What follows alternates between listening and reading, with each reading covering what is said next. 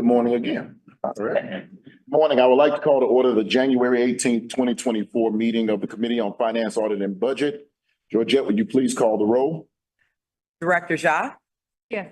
Director Ortiz? Call to order the January. Chairman Barclay? Here. Director Miller? Here. Vice Chairman Jakes? Here.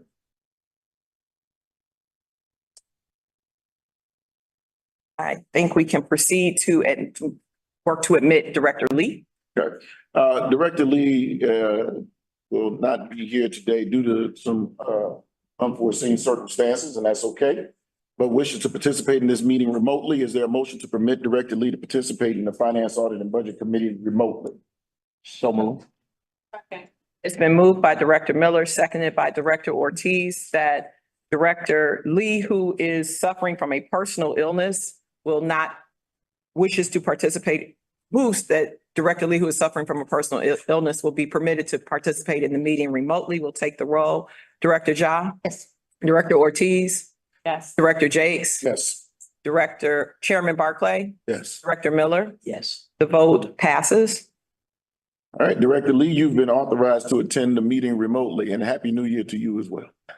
Thank Right. you. Everyone. All right, our first order of business is the approval of the committee minutes of December 13th, 2023. May I have a motion to approve? So moved.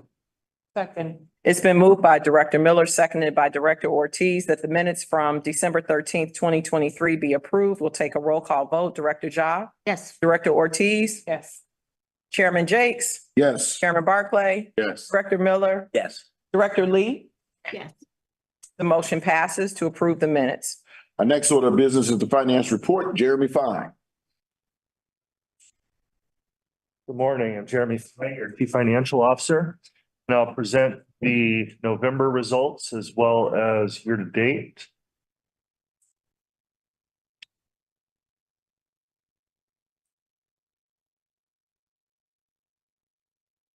For the variance to budget for November revenues, we see a trend is what we've seen in prior months, where we see Fearbox and past totals coming in positive to budget.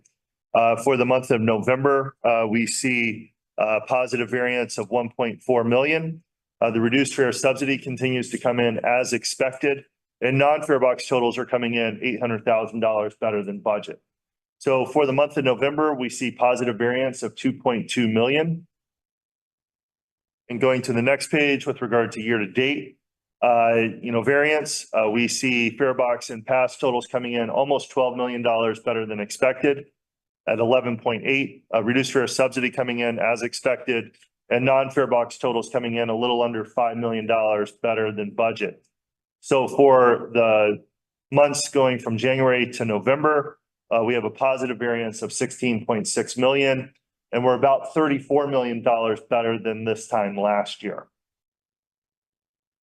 With regard to our expenses, we see labor coming in positive by about $3.8 million. Materials coming in essentially flat, but slightly negative to budget. Fuel and power have been good performers for us and continue to be so in November. I&D, the injuries and damages, is coming in as expected. And security services, as we've ramped up our security efforts, we see that coming in negative. But again, we've taken that into account in the 24 budget, but we're negative to budget by about 3.3 million. And other expenses are coming in favorable by about $8 million, a little over 8 million. So overall for the month, we see a little under $10 million, $9.9 million of positive variance. And on a year-to-date basis, we see, again, similar trends on each of the lines. But dropping to the bottom line here, we see total operating expenses on a year-to-date basis through November of about $104 million, $103.7 million of positive variance. When you couple that with the year-to-date positive variance on revenues, we're about $120.3 million positive variance in aggregate for our system-generated revenues and expenses. With regard to public funding, we see here for the month, we see positive variance again on sales tax and PTF, while we see negative variance on real estate transfer tax and PTF on RET Obviously, the higher interest rate environment has had a dampening effect on real estate sales, which is demonstrated here. But again, that is being offset by the positive variance that we see on sales tax and PTF to the tune of about $1.8 million for the month. And on the next page, you see variance on a year-to-date basis for our public funding. And again, in aggregate, we're seeing about $7.7 million of positive variance on a year-to-date basis. With regard to our federal relief funds, again, we're seeing about a $5.6 million draw for the month. This means that we've now drawn about 53% of the total, and we have over $1 billion remaining. If we continue on the trend that we're on right now, the $50 million gap that we talked about in 2025, we may be able to absorb most of that gap with excess positive variance from 23. Again, we'll keep you posted as the final results continue to come in, but we are on a good trajectory to end the year a little bit better than expected. With regard to the three commodities that we purchased, fuel, power, and natural gas, we're where we need to be locked in for the foreseeable future. We will continue to look for opportunistic buys on fuel and natural gas in particular. And there's an ordinance before the board with regard to an RFP and future purchases for power that we'll talk about in a moment. This concludes my remarks for the November results and year to date, and I'm glad to answer any questions. Jeremy, can you go back to, well, with the materials Yes. being unfavorable, what materials are being used that it keeps coming in unfavorable? Have that? Yeah, so it's a little bit of inflation impact. It's also impact due to an aging fleet, which is important for us as we have done over the past, continue to refresh the fleet. And as certain things go, certain vehicles go off warranty or whatnot, we do have incurred additional costs for our materials. But again, this is fairly de minimis in the large grand scheme of things on a monthly basis or on a year-to-date basis. But it is something that we continue to look at, something that, again, is a primary reason for us to continue to refresh the rolling stock, both on the rail side and on the bus side. And we'll continue to look for ways to mitigate the inflationary impact that obviously is impacting us, as well as, the economy at large. And there's been adjustment in the new budget for this. Yes, we do take this into account. Obviously, there's certain, if it's, the materials that may be associated with snow mitigation or ice or things like that. We do take all of that kind of thing into account, as well as the inflationary impacts. But, obviously things are dynamic. If inflation runs hotter than expected, or if there's more snow events, or if the aging of the fleet has, more significant impact than what's budgeted, that may see negative variance. But again, we do take those factors into account, look at long-term trends, as well as what we're seeing in the current environment, and take those factors into account when we're setting up the budgets. Good. And then as far as RET is concerned, is there money owed from the state?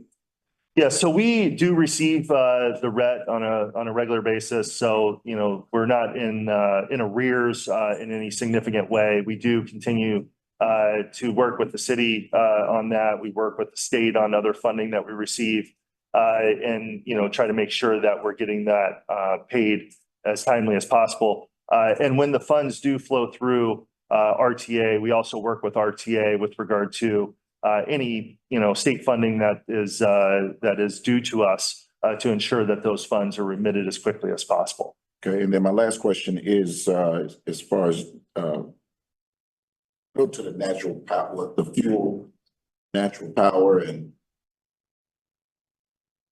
so you say you're looking now for power for the next how many years? So the power contract that's before the board, the ordinance, what would authorize us to enter into a power agreement would be a 3-year agreement with 2 1-year options. So that would allow us to start buying power in 2025 and beyond.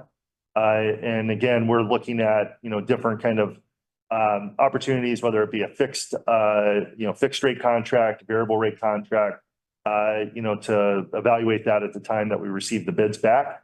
And that will allow us to start locking in those power purchases in those outer years. Is this when we'll start seeing the shift from fuel to power? The power number goes up and A little bit, we do take into consideration and we assume that the power contract will be higher than what we've paid in the past.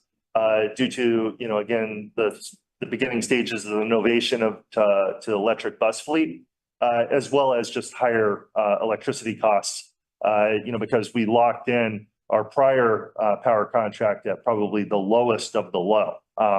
So we do take both of those considerations into account when we have been budgeting power electricity costs for those outer years. But yes, we will start seeing, that gradual innovation into the electric bus fleet that will start seeing, power costs going up and fuel costs starting to come down over time. Okay, all right. Thank you, Jeremy. Thank you. We will take questions from the other board members. Chairman Barclay, No questions. Director Miller, No question. Director Ortiz. Can you elaborate a little bit more on the security? That was the other. Sure. With regard to our security costs, we have seen, an increase on our security budget over the course of time. Going back to pre-pandemic, we were paying about $15 million a year in security costs. That has increased, in the forecast for 23 as well as the budget for 24 to be closer to $65 million a year. The negative variance that you see here was due to the fact that the 23 budget security line was more in line of like about $40 million or so. So you see the negative variance shown on the monthly basis and on a year-to-date basis. And we're taking that higher cost, the actual cost that we've incurred in 23, factored that into the budget for 24. So again, you won't see as much variance, positive or negative. There could still be some depending on what our future efforts are. But as per the budget for 24, we do take into account the higher costs that we have been incurring through calendar year 23, budget year 23. It's great that we're budgeting for it more accurately. It feels like a really large number. So I'm also hoping that maybe we can think about different alternatives, or we just kind of think that this is going to continue for a longer period of time. Maybe thinking about different options. Director Ja, I'm good, thank you. No questions. Director Lee, No questions. Thank you, Jeremy. Director Jakes, there are no further questions. You may proceed to agenda item number 4. Our next order of business is an ordinance authorizing a co-promotional advertising trade agreement with Bank of America for the 2024 Bank of America Shamrock Shuffle, Chicago 13.1 and Chicago Marathon that Dorval and I will be running.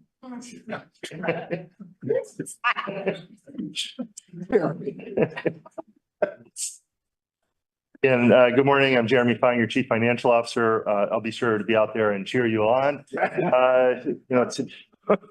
Today I present for your consideration an ordinance that permits CTA to enter into a co-promotional trade agreement with the Bank of America for 3 2024 events sponsored by the bank. These events include the Shamrock Shuffle, the Chicago Half Marathon, the 2024 Chicago Marathon, and related events. The co-promotion has a trade value to Bank of America of a little under $82,000. That's capped at their ad spend. And the trade value to CTA is a little over $126,000. Bank of America will provide CTA information in their spectator guides, their participant guides, the email blast to participants, and on the event websites. This will include links to purchase fares in advance of the race through the Venture website. And they will also provide booth space at CTA to the Marathon Health and Fitness Expo and a space for the CTA Community Connections bus at the Shamrock Shuffle. In exchange, CTA will provide unsold car card space on our rail system, and buses, and CTA has done a co-promotional agreement around the marathon for 23 years. This goes back to the legacy agreement with LaSalle Bank. This partnership will allow CTA to reach a substantial audience of runners and spectators around these events. And again, this has been a fantastic partnership for us as well as for these events and the participants and spectators for these. This concludes my remarks, and I'm glad to answer any questions that you may have. Jeremy, with Shamrock and the other marathons that draw in people from around the world, Yes. does the organizers purchase venture cards from CTA and then distribute them, or are they responsible for trying to learn our system? The guests that come from other cities and countries. You bring up an excellent point. We do see a lot of interest in the Ventra cards, the hard plastic cards, to the point for the marathon that we actually have a specialty card developed for that event. Because again, as you indicate, we have people coming in from around the country, around the world, and even local participants, like it is a commemorative, card for the event. So we actually, again, have the ability to advertise through, the B of A marathon website so that people, participants, spectators and whatnot can actually buy those cards. We mail those cards out. We also set up tables, at different locations to distribute the cards to the participants that elect to receive the hard plastic cards. So again, that's been a big boon for us, getting people on the system. The marathon is a great ridership day for us, not only getting participants back and forth from the event, but also spectators. As we're out there cheering you on, Yes. and President Carter, we can traverse the system, and you see a lot of that throughout the event. And again, these commemorative cards are a special part, a legacy that folks can carry with them. And again, it's been a big boost for us in terms of the sales of the cards, but also just in terms of overall ridership, for these events. Okay, so the organizers not cut one check to say, give us. No. Cards, it's Yeah. on the participant. Correct. Yeah. And again, that goes back to the fact that the Ventra system is set up as an account-based system, so that, again, we want, as much as we appreciate, the folks coming in, as a one-off, again, we hope to continue to use these types of events as opportunities to build our customer base, our ridership base. And again, getting those cards registered for folks, and having them become long-term riders is probably one of the bigger benefits of, these special co-op type agreements with folks. Okay, thank you, Jeremy. Chairman, before you get that topic, let me make a couple of comments Please. around the idea. One, I think you're on the right track in terms of what I would view as a future opportunity for CTA, not only for the marathon, but for other major special events where there's some way to incorporate into the cost of the event itself, the access to CTA. Look at other countries around the world who are much more restrictive about the ability to drive a vehicle to events like the World Cup and things of that nature. That's a lot of times what they do. They either the ticket becomes a flash pass to get on mass transit, or there is some sort of vehicle like a special card that gets created that you use to ride for it that is automatically baked in whatever the costs are that you incur. As a public policy matter, I certainly believe that's something that we should be trying to move towards because of the benefits to congestion, obviously the air quality and other benefits that come from people using mass transit. We're sort of in a period of time where it's us trying to convince people to take public transit to go, as opposed to saying, you know what, you already paid for it, might as well use it. I think that's a much better message, to be quite honest with you. And certainly as we talk to sponsors going forward, and one of the benefits of the work that our marketing department's been doing to try to really create these partnerships with the organizations like Lollapalooza and other things to try to get us to a place where we might be able to pursue that type of a strategy that I think will not only give us substantial increase in ridership, but also a nice piece of revenue on top of what Jeremy normally anticipates around the co-sponsorships that we do this type of work. Chairman Barkley. Director Lee. No questions, just a comment that I support this idea and I'd love to see like a Cubs, sponsorship, potential partnership, because everyone's taking the red line to the Wrigley Field anyways, or, other things like that. So, thanks for the report. Yeah, the Cubs are definitely on our radar, as are the Sox, because of the connectivity to our rail system. So those are conversations that I know Jeremy has had. I know those conversations that Molly and her team will be having going forward to see how we can better integrate CTA into their promotional and marketing opportunities, as well as hopefully one day some sort of common, fair media that allows us to get the benefit of that partnership. Director Miller. No question, thanks. Director Ortiz. No question, thank you. And our 2023 Bank of America Marathoner Director Shah, who actually really ran the marathon. It will be with me in the upcoming marathon. I did not get entry into 2024, so if there's a way for me to get entry, I'll run again.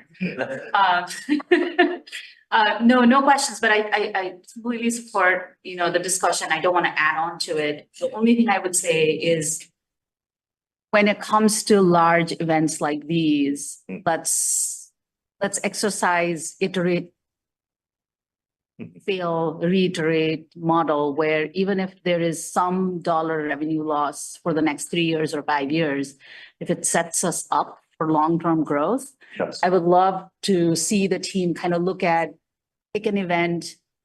This is the additional revenue we got. If there's a partnership we offered for 50% of the cost, where as a runner, I already have something that I can scan the moment I land in ORD to get to the city faster.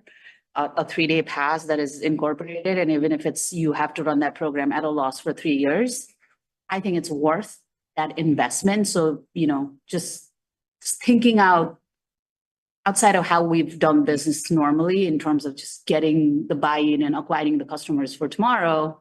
So that way you're set up for success for future versus trying to get everything out in one go, right? So I love that idea. I ran Berlin as well. And when we landed in Berlin, the entire system for the marathoners were free because they charged us. And so we could get on and get off anywhere for the next 3 days, absolutely no cost. And it was so easy. Would love to kind of, not this year, but would love to see something like that in the future here as well. I think that we're all on the same page in regards to that. And I certainly, to your point, Jeremy was making the broader, longer term vision of the idea to get people on our system who may ultimately then ride its future, separate part from the event, as long-term revenue gain for us. So the concept of a loss leader that, basically we forego certain immediate revenue in order to try to build a ridership base that we use in the future is totally consistent with the conversation we're having. And it's certainly consistent with the type of marketing that we're planning to pursue with these entities as we go forward. The other point I would make is that the other thing that we're doing obviously is a lot around social media and targeting marketing around these events in ways that allow us to get the message out to the people who we know are engaging in it in a way to say, hey, did you consider taking CTAs on and so forth? So there are multiple tools that we are pursuing right now as a way to both increase awareness and hopefully get additional ridership out of that. But I also believe, and I've seen, to your example, I've seen that example in other places as well, where I think if we can get to the point where we can incorporate a 3-day pass into some sort of other document or item that participants receive, that would be a very seamless and hopefully effective way to increase ridership. Particularly for an event like this, where you're not talking about just one day, but you're talking about really, like you said, the entire weekend that people are here participating in it and making CTA a part of that experience. Director Jakes, there are no further questions. May I now have leave to place this item on the omnibus for board approval? So move. Second. It's been moved by Director Miller and seconded by Director Ortiz.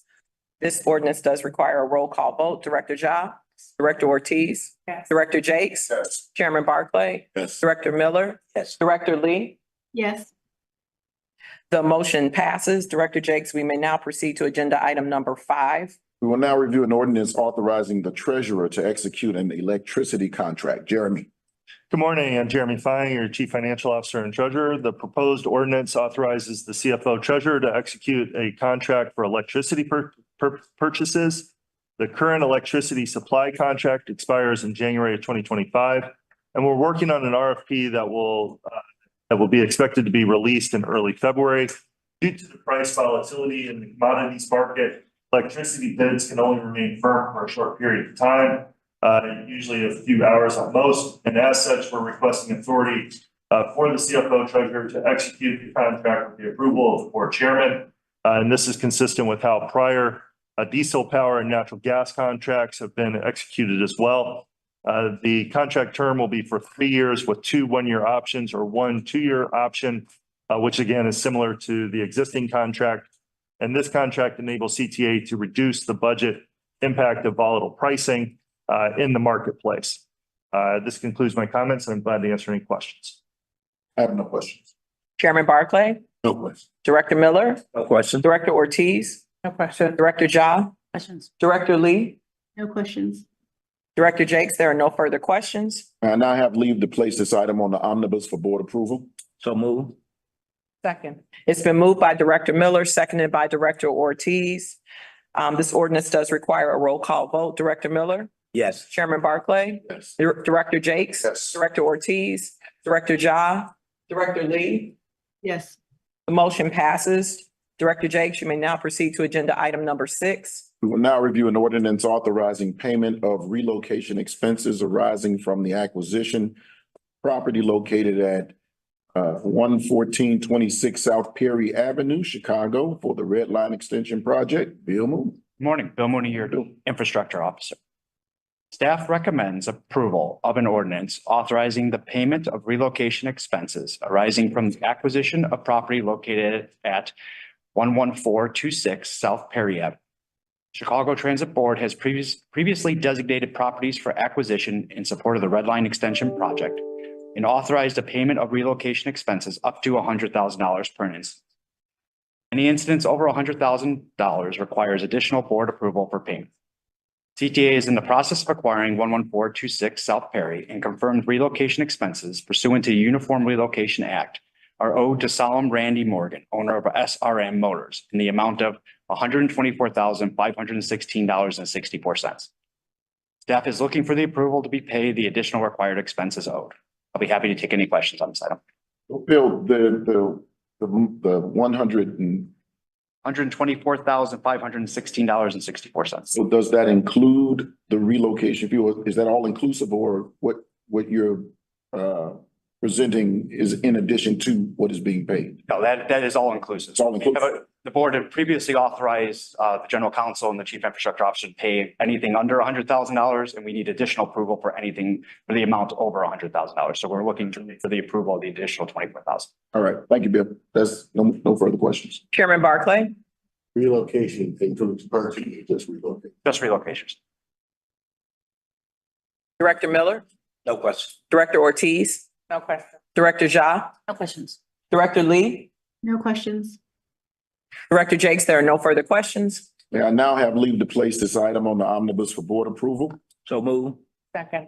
It's been moved by Director Miller, seconded by Director Ortiz. We'll take the roll call vote. Director Ja, Director Ortiz, Director Jakes, Yes. Chairman Barclay, Director Miller, Yes. Director Lee. Yes.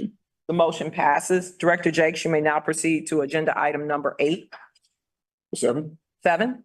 Sure. We will now review an ordinance authorizing a license agreement with Granite Construction Company for a portion of land located at the Authority 74th Street Bus Garage. Bill. Staff recommends approval of an ordinance authorizing a license agreement with Granite Construction Company to have ingress and egress use of a portion of land at the CTA 74th Bus Garage facility. Purpose of the license agreement is to permit Granite to gain access to a nearby adjacent property. The agreement will commence on February 1st, 2024 and end on December 31st, 2025, with a monthly fee of $500. Granite must indemnify the CTA and maintain insurance at all times, and the CTA has a right to terminate the agreement if needed for operational purposes. I'll be happy to take any questions on this item. No questions. Chairman Barclay, Yeah. Director Miller, No question. Director Ortiz, Director Ja, Director Lee. No questions. There are no further questions. I now have leave to place this item on the omnibus for board approval. So move. Second. It's been moved by Director Miller, seconded by Director Ortiz. We'll take the roll call vote. Director Lee, Yes. Director Ja, Yes. Director Ortiz, Yes. Director Jakes, Yes. Chairman Barclay, Yes. Director Miller. Yes. The motion passes. Director Jakes, you may now proceed to agenda item number 8. We will now review an ordinance authorizing the purchase of underground storage tank insurance for policy year January 28th, 2024 through January 28th, 2025. Sisavon, That's correct. correctly? Okay. Sisavon. Thank you. Thank you very much, Director Sisavon Baker, Deputy General Counsel in the CTA's Law Department. We are coming before the board for renewal of the insurance policy that covers CTA's underground storage tanks. This policy is renewed annually and runs from January 28th, 2024 until January 28th, 2025.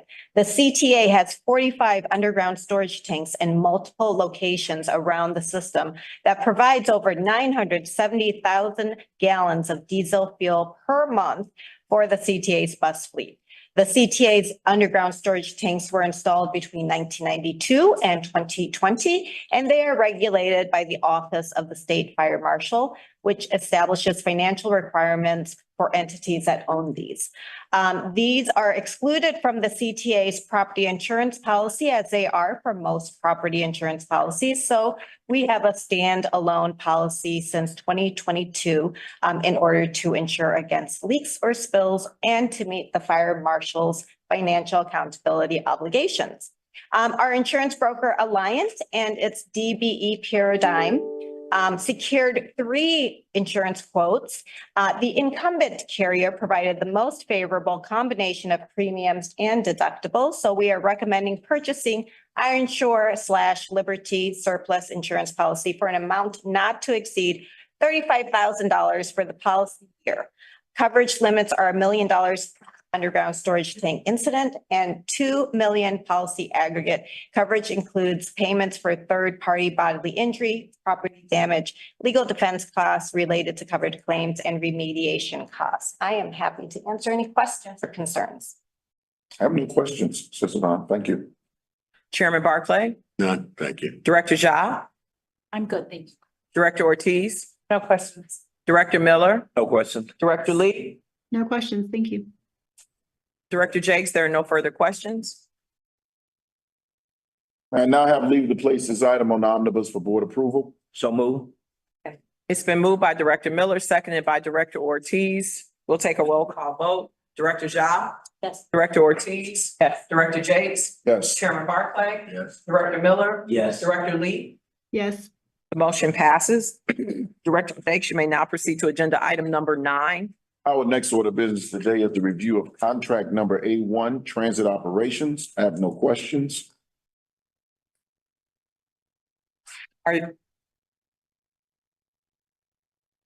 Are there any other questions as it relates to contract number A1? Director Ja, Director Ortiz, Chairman Barclay, Director Miller. None. Director Lee, None. Director Jakes, we may now proceed to contracts B1 and B through B4. Our next order of business is the review of contract number B1 and B4, contract awards for infrastructure. No questions. Director Lee, are there any questions? None. Director Miller, No question. Chairman Barclay, None. Director Ortiz, No. Director Ja. Director Jakes, we may now proceed to D1. F1, I'm sorry. Our next order of business is the review of contracts numbered F1, contract award for administration. No questions. We'll take questions from the rest of the board. Director Ja, No questions. Director Ortiz, No. Chairman Barclay, None. Director Miller, None. Director Lee, No questions. Director Jakes, there are no further questions. You may now proceed to contract G1. Next order of business is the review of contracts numbered G1, contract award for technology. No questions. Director Ja, No questions. Director Ortiz, No questions. Chairman Barclay, None. Director Miller, No question. Director Lee. None. There are no questions. Director Jakes, you may now proceed to J1. Next order of business is the review of contracts number J1, contract award for law. No questions? Director Ja, No question. Director Ortiz, No. Chairman Barclay, Yeah. Director Miller, No questions. Director Lee, No questions. Director Jakes. There are no further contracts. If there are no further contracts on, questions on the contracts, may I have leave to place the 8 contracts on the omnibus? So move. Second, It's been moved by Director Miller, seconded by Director Ortiz, that the 8 contracts be placed on the omnibus. We'll take the roll call vote. Director Ja, Yes. Director Ortiz, yes. Director Jakes, Yes. Chairman Barclay, Yes. Director Miller, Yes. Director Lee. Yes. The motion passes. Since there's no further business to come before the committee, may I have a motion to approve the omnibus and recommend the omnibus for board approval? So move. Second, It's been moved by Director Miller, seconded by Director Ortiz. We'll take the roll call vote. Director Lee, Yes. Director Miller, Yes. Chairman Barclay, Yes. Director Jakes, Yes. Director Ortiz, yes. Director Ja, Yes. Director Jakes. The motion has passed. And finally, may I have a motion to adjourn? So move. Second, It's been moved by Director Miller, seconded by Director Ortiz, that we adjourn the meeting. Director Lee, Yes. Director Ja, Yes. Director Ortiz, yes. Director Jakes, Yes. Chairman Barclay, Yes. Director Miller. Yes. Motion to adjourn passes.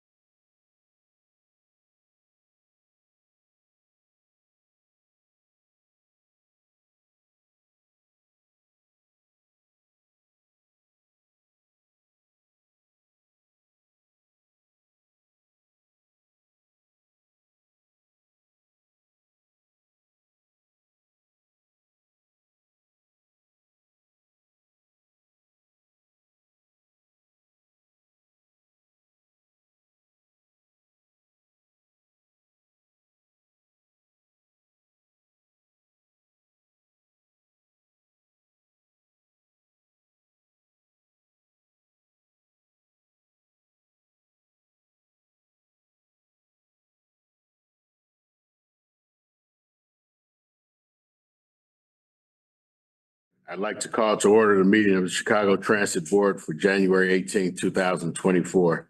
Bridget, please call the roll. Director Ja.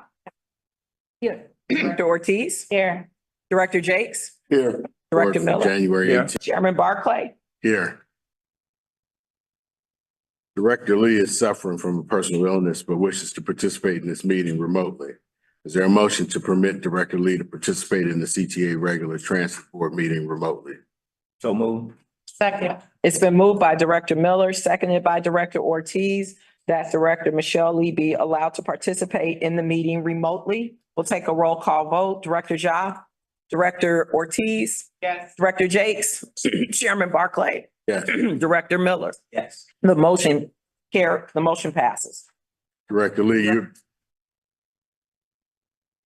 You go. Director Lee, you've been authorized to attend the meeting remotely. And Chairman Barclay, you have a quorum. Thank you. Our first order of business is public comment. Georgette? Yes, Chairman Barclay, we do have several public comments for today. We have now six who are here in person, and we have one public comment that was received two that have been received in writing, one by John Paul Jones and another by Caroline Pavlovic. We will begin I will just say welcome to each of our public commentators and remind you that you each have 3 minutes with which to speak. We ask that you come and sit at the black table that's directly in front of you. Our first speaker will be Isaac Campbell.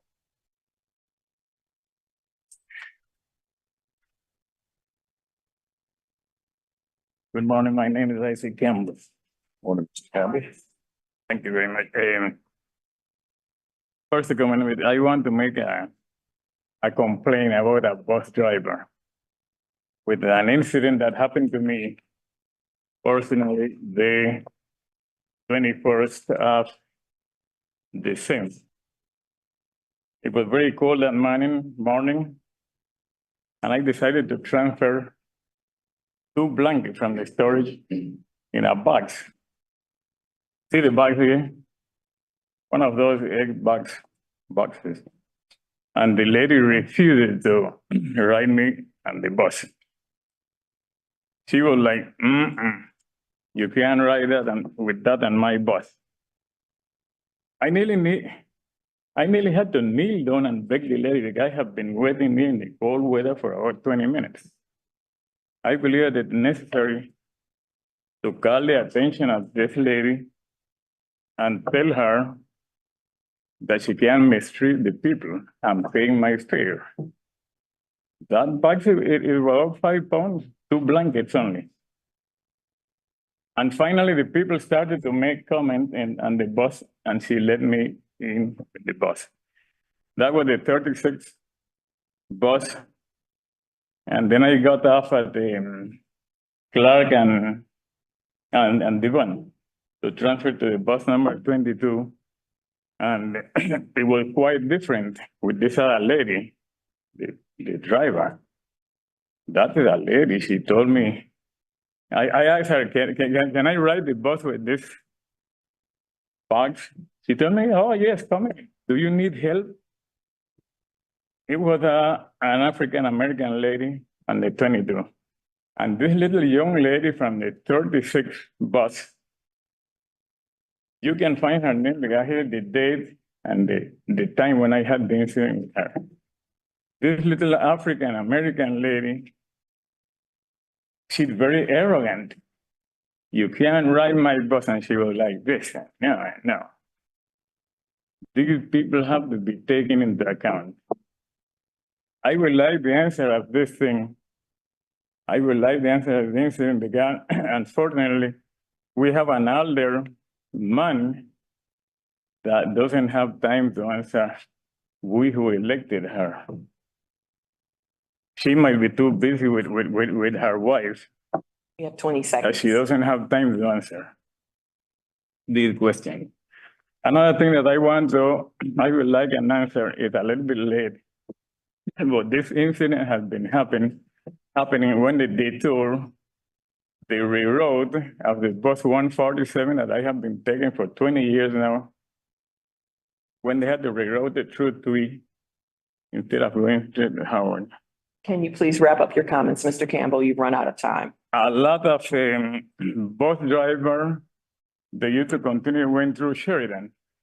The other one used to turn by Tui. One day it happened, that happened dozen and dozen of times. Some of them going this way, some of them going the other way. When we were expecting the bus one day, about 20 minutes waiting for the bus, it turned by Tui. And they said that they had already been authorized to go through Sheridan. Then we moved the Tui, and the other one passed the Sheridan. And finally, we had to take a cab. Me and a lady with a cane, a white lady with a cane. It doesn't matter if she's white or black. But what I'm telling you, Mr. I don't see supervision on these buses. Okay, you've run out of time, Mr. Campbell. Okay. Who's going to give me the answer of this? To find out who the lady is? Someone is behind the wheel here. Okay. Chairman, we'll have Don Bonds follow. Okay. Mr. Campbell, someone will be coming to speak to you this morning. Someone is coming to speak with me? Yes, yes, have a seat. So, Thank you for your comment. Our next public commentator is Nick Hunter.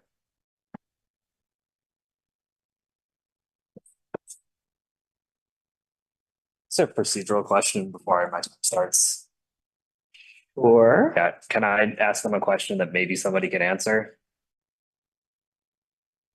Like, can I ask the board a question and can, I think that this is just for a comment, Ms. All right. Hunter. well, I don't mean any disrespect, but I kind of figured that would be the answer. You just happen to be the spokesperson, nothing against you. Start my time now because I'm gonna start commenting. Okay, So if we can't ask questions now, the only time the board ever appears publicly, when are we supposed to have any direct line of dialogue? As we enter a new year and several months, the board and president and of asking the board and president to increase transparency and communication, I ask, what's changed? So since last board meeting, I'd like to visit a few examples. First, I'd like to start with the most egregious. So earlier this year, the board sent a long-awaited announcement to transit activists that it's doubling its operator training slots to 200 for 2024, and that it's on pace to meet that goal. It was truly a welcome announcement. So imagine how I felt when I discovered that it's mathematically impossible to achieve that. Your own data that I FOIA'd shows that you had 143 flaggers at the end of last year. President Carter said he wasn't changing the 12-month requirement at the November board meeting. So if y'all disagree with that conclusion, please provide a copy of the plan that President Carter said his staff created for him at the last November's board meeting. It's mathematically impossible to achieve. So either the board is completely out of touch with day-to-day operations, or y'all thought nobody would find out. And I really don't think it's the first option. I think you're aware of what is happening. So my question is, why would you choose to do this? Doing nothing would have been more productive to your cause. Then there's the 24-hour reversal of the yellow line reopening. In 24 hours, the CTA went from no timetable to reopening in 13 hours after getting lots of public flack. What? How do you go from having no idea to having staff scheduled to resume operations? You don't. CTA knew something, but apparently it would have caused so much pain to be even a little bit honest with customers. Every meeting I come, I watch President Carter tell the board how irritated he is with media coverage and attention that he and the CTA are getting on social media. If you're so irritated, why won't you host a Q&A? You have all the opportunities in the world to be transparent and honest in the public. You could do it right now in your presidential report. Don't make the board deceive the public for you. Since CTA loves to compare itself with other agencies, I want to look at the communication of WMATA's GM, Randy Clark. When something went wrong on their red line last December, he said, quote, "It was my bad, and we own that. Apologies to those impacted. We are doing a review to improve." That read as a caring and earnest message, but I haven't seen any such communication from the CTA. But nobody wants to assume the worst, but since the CTA is not communicative or transparent and every FOIA appears to be bad news, that's why your trust has been eroded. But the board can fix this. If you think he makes you look bad, you can recommend that the mayor remove him. If I had to sum up the disconnect, though, it's because none of you except Michelle ride the system on a weekly basis. If you don't ride the system, how can you reasonably make policy decisions? But it's never too late to start. But to recap the past year and a half, I just sent you about 132,000 words of people who do regularly ride the system. Print it out and hang it up in the office whenever you need inspiration. I hope these comments will make you more proactive to situations, not reactive like past actions. I've also left my email attached with those words. If you want to talk to other public advocates, we will work with you pro bono. We just want to help the CTA be better. But you could also talk to me after this. I don't bite, just ask Director Jakes. We shouldn't be talking to each other only through the media. Thank you. Thank you. Our next public commentator is Michael Metz.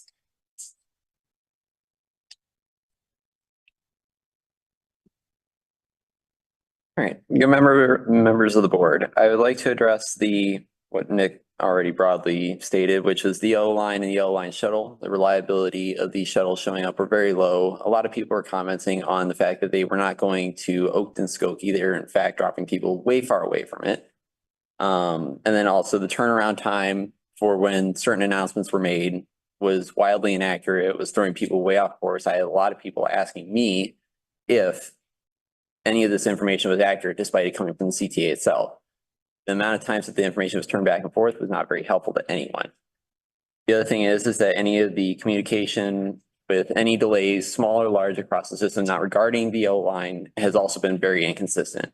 There's been some times where trains will not show up for over a half hour, and it was due to something track related, something operationally related, but it was not broadcasted on the system alerts page. And then on another topic, along with the recent hiring event that's going to be happening at Malcolm X College on the 26th, while it is a good thing to see that the CTA is now changing its tone on hiring and people and stuff like that for the flagger position, limiting the amount of people who can sign up for this event does not really help anything when the people that are going to be signing up for hiring in this position is not always going to be guaranteed. So yeah, it's just how the job market works and stuff like that. So you need to actually have be open to actual other people coming up to these events. Doesn't really help the fact that also there is over 100 RTO positions that are well within budget that you could be hiring for right now and stuff like that.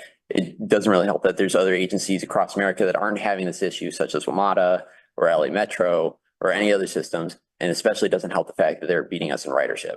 It just does not look good on paper, and it doesn't look good in person either. And then I'd also like to see a bit more of an active model from either the board or President Carter on your taps in with the system and your experience with the system. I would like to note that Randy Clark has rode over 600 buses and trains in 2023, and he is quite proudly putting that up there. I don't see the same that's coming from the board or from President Carter himself. And I was just kind of wondering how that would stack up in compares. I should also note that communication with the public and whatnot has been noticeably more receptive at Metra than it has been at the CTA. There's been more things that I have reported to Metra that have came back as okay, we'll get that fixed, or yes, we'll look into that, or yes, we will make sure that this actually gets fixed in the end and not just radio silence. With that, I'd like to proceed the rest of my time, and thank you very much. Thank you. Thank you. Bruce Martin.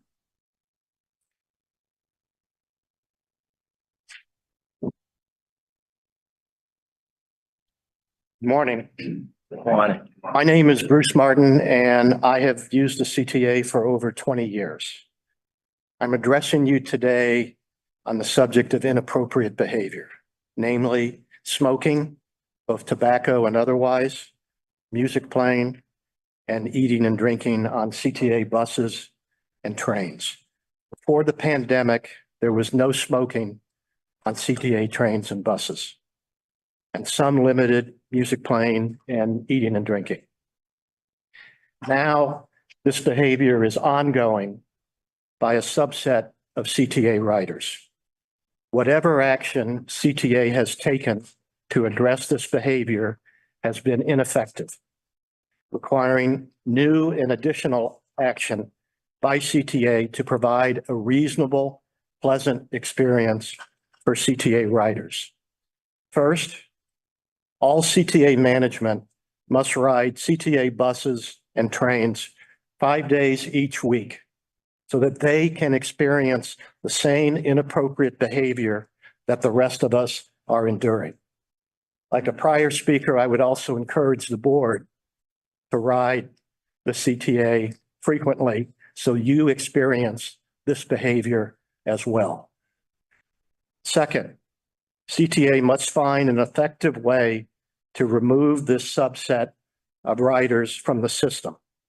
Once enough riders are removed via suspension for inappropriate behavior, many of the remaining bad actors are likely to get the enforcement message and end the bad behavior.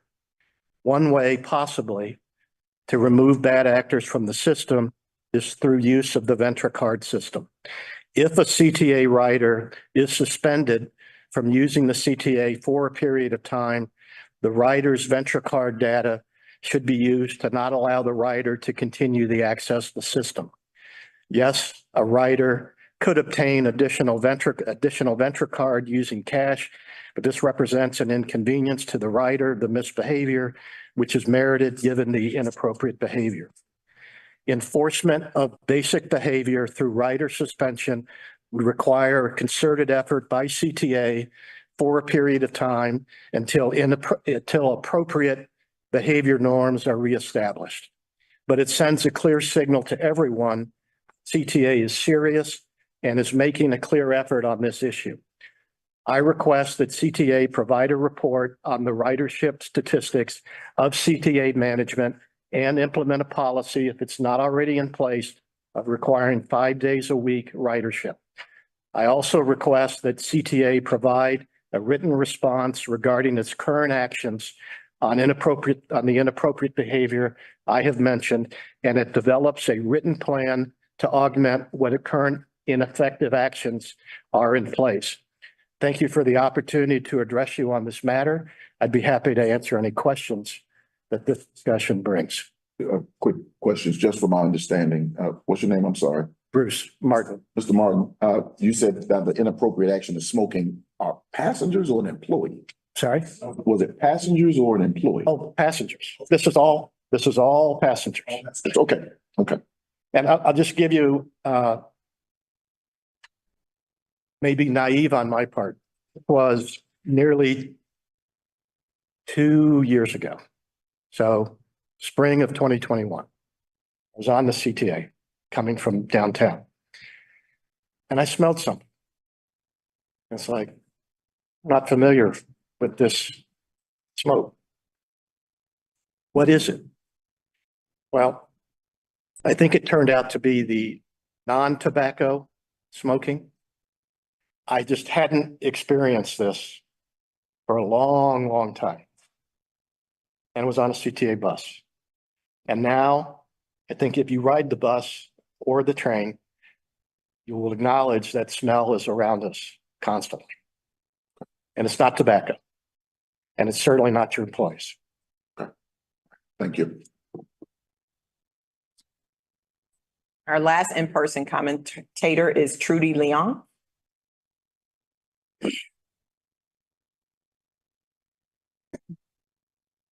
Good morning, members of the board and President Carter. My name is Trudy Leong, and I'm the administrator at the Rogers Park Chamber of Commerce. The president of the Rogers Park Chamber of Commerce, Bill Morton, he got sick yesterday. Every couple of years, he gets really sick, and he's really sick now, so he didn't want to transmit his sickness to anybody. What I wanted to comment about is Bill and I were riding on January 2nd of this year at 6:10 p.m. on a Purple Line train, the 5452 train, and there was a leak coming from the ceiling, like a spray of water by where the sign is, where the annunciator and the display is, and also all the way on that side of the train near the entrance. And we don't know where the water was coming from. It seemed to be coming from the roof of the train. And I think we saw that once at some other train, but we forgot which. But that is the exact information. I even have a photo of it, which I could send to you, Georgette, if you want, of the annunciator with the timestamp. Also, on the Argyle station, I don't know if it's just my glasses, my vision, but the gray markings on the stairs are not too clear. So I have to be very careful so that I see the edge of every step. It's preferably if the markings were a little clearer, that would be so much easier. There was one other station, I can't remember which, maybe it was the Damon stop on the blue line that has similar problems, but it wasn't gray markings. It was just like, I can't really see the edge of the stairs. Also, I have spoken with Jeff at Jeff and with Engineer Will, their staff, about an interview with my station, WCRD Chicago 88.3 FM. I think that I know that the CTA does care. There's so much to do, and I really wanted to bring the word out, just interview and bring some information to the public that would let the public know what the CTA is doing. And I've requested that interview since maybe 6 months ago or so, and no response. I really, really wish that someone would respond to us. And we also have a CAN TV show, Community Unity Now. I feel that the CTA is intrinsic to community unity because CTA, the Chicago Transportation Authority, brings all of us together.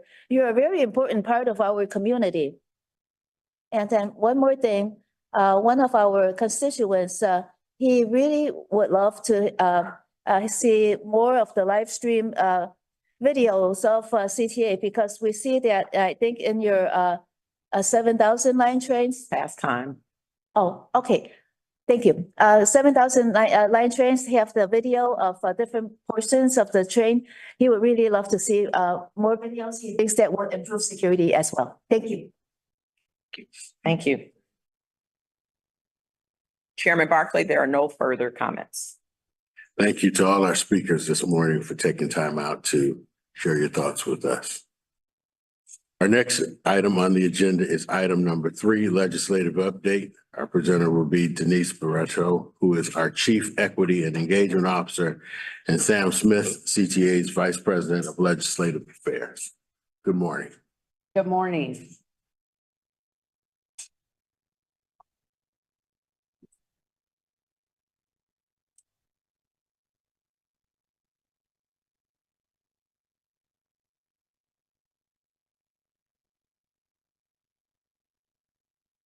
All right, good morning. My name is Denise Barreto. I am the Chief Equity and Engagement Officer for the CTA, and I'm excited to give you a legislative update today.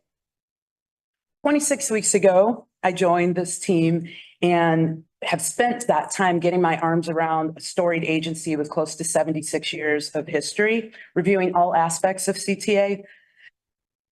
I've added questions to our employee survey related to equity and engagement, and I look forward to having that data to create our first equity and engagement mission and vision. Currently, there are 2 departments in my direct area of accountability. The first is the Diversity Programs Department that is led by Juan Pablo Prieto. That's our group that handles our DBE and our disadvantaged business WBE contracting and support. And then the other team that is within my area of responsibility is our government and community relations, which Sam is our leader of. 2 things I want to make sure. I want to give you the overview. We're going to give the overview of what I've done. And then I'm going to give you an update on our legislative history and framing. I'm going to talk about our 2023, what exactly happened during that legislative session. And then I'm going to talk about our 2024, our strategy moving forward. So just want to be clear, make sure that everyone understands what government and community affairs entails. It's government affairs. This is logistics, facilities, service. When folks have, specific things that they're looking for, they often will go to their alderman or go to their state reps or go to someone in government to express that. That's the government affairs part of it. The other side of the work is the legislative affairs, which is policy and legislation. And that's the work that the team was just driven in from Springfield doing this week. And that's what we're about to talk about. I want to just add that come February 1st, our team will be fully staffed with all the number of vacancies that they had when I arrived. And that all those places will be filled, and we've been working furiously for that. So let's have a look back at framing and the context of what we're facing. The last time a major transit bill was passed was 16 years ago, around this time in 2008. So many things have changed in Springfield and in the climate since then. And I just want to remind us of some of those things. First of all, the General Assembly composition has drastically changed in 16 years. We have a bottoms up versus top down model. What I mean by that is a lot of the power structures and the ways in which you get things done now, it's really bubbling up from regular members and not necessarily led by the leaders or not necessarily led by chief executives. The other thing that's very important to understand is there's a bigger distribution of power across members in Springfield. There was a time when Chicago had solidly so many votes that they could count on because those were folks that were Chicago only districts. Right now, we have a majority of our representatives in vote. They also have representation and accountability in the suburbs and into counties. We don't have any city members right now that are in key leadership roles of committees, city only.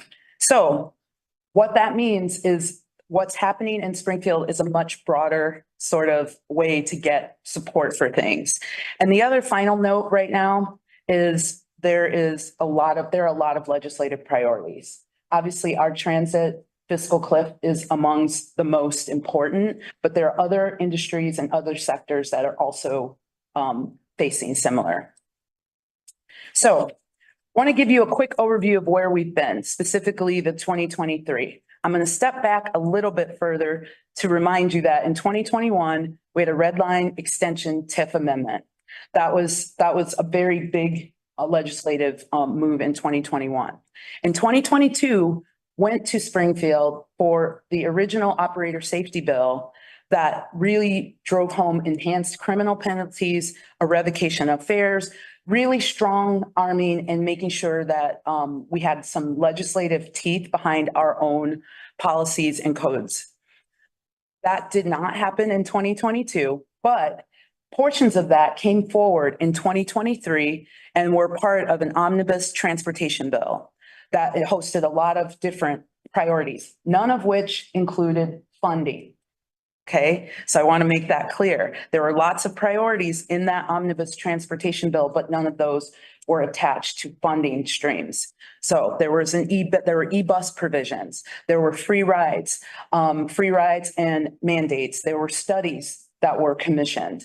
And I'll just remind you, the free rides were related to domestic violence victims. And so that's what the omnibus transportation bill that was signed by the governor in July.